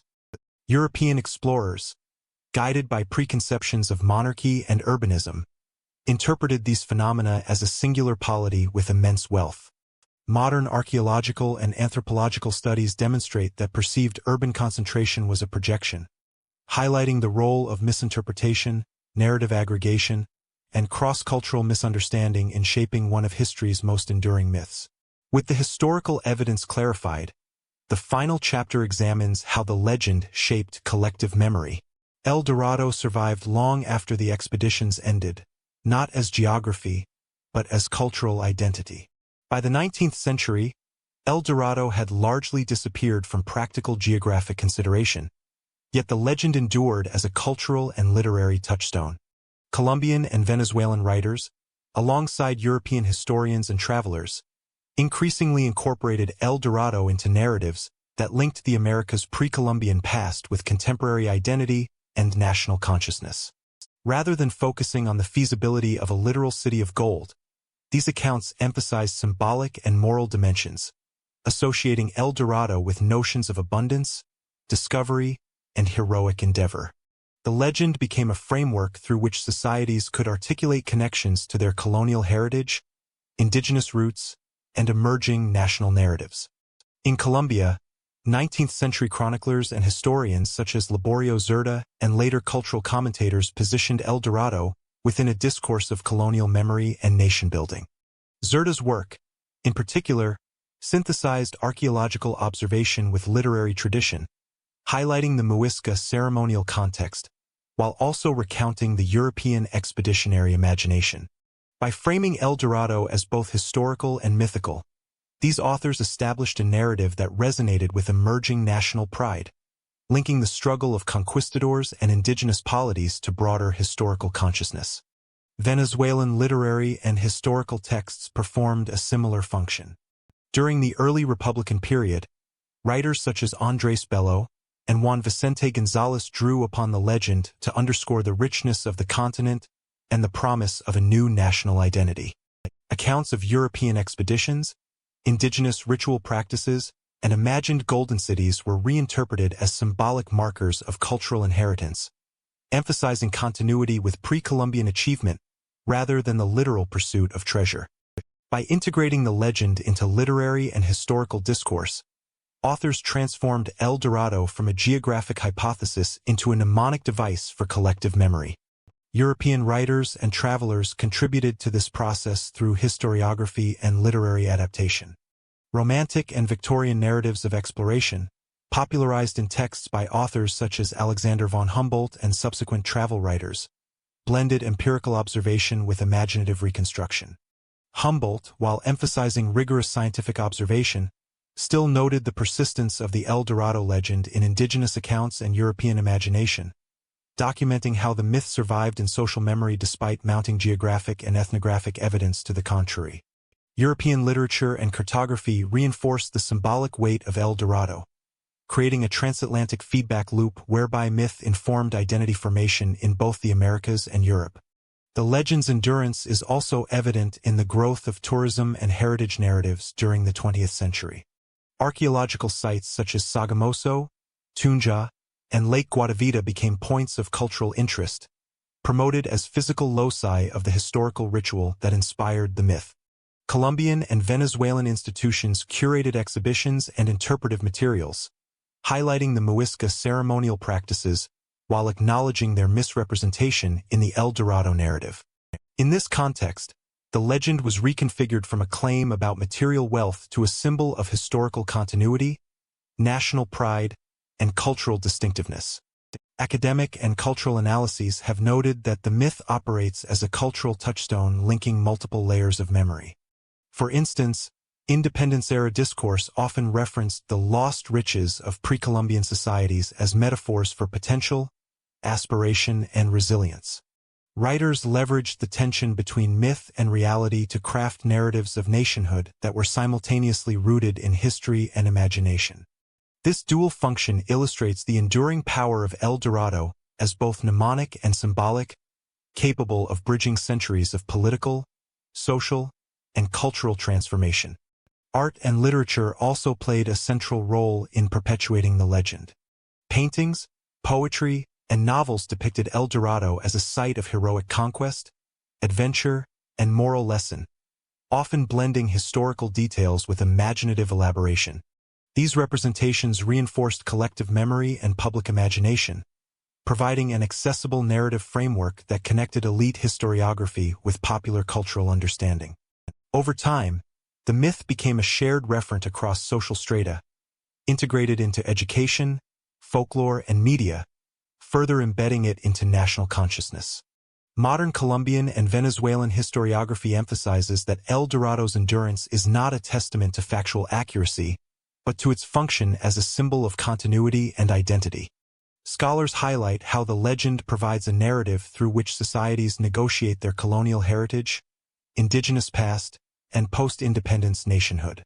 By acknowledging the ceremonial, economic, and geographic realities behind the myth, researchers demonstrate that El Dorado functions as a prism through which cultural memory and historical imagination intersect, rather than as a literal historical place. In summary, the transition from geographic speculation to symbolic heritage illustrates the adaptive power of historical myths. El Dorado evolved from a misinterpreted ritual and rumor to a vehicle for national, literary, and cultural expression. Across the 19th and 20th centuries, writers, scholars, and cultural institutions reframed the legend to articulate identity, celebrate historical depth, and reconcile European accounts with indigenous realities. This interpretive shift underscores that myths persist not because they are accurate but because they resonate with social memory and collective imagination. Modern scholarship continues to reshape how the myth is understood. In contemporary research, El Dorado is no longer a city. It is a case study in how myths form and persist. Since the mid-20th century, El Dorado has been the subject of systematic academic inquiry, drawing on archaeology, anthropology, linguistics, and environmental history. Scholars have sought to separate the myth from empirical evidence, focusing on the cultural practices, trade networks, and ritual behaviors that inspired European interpretations.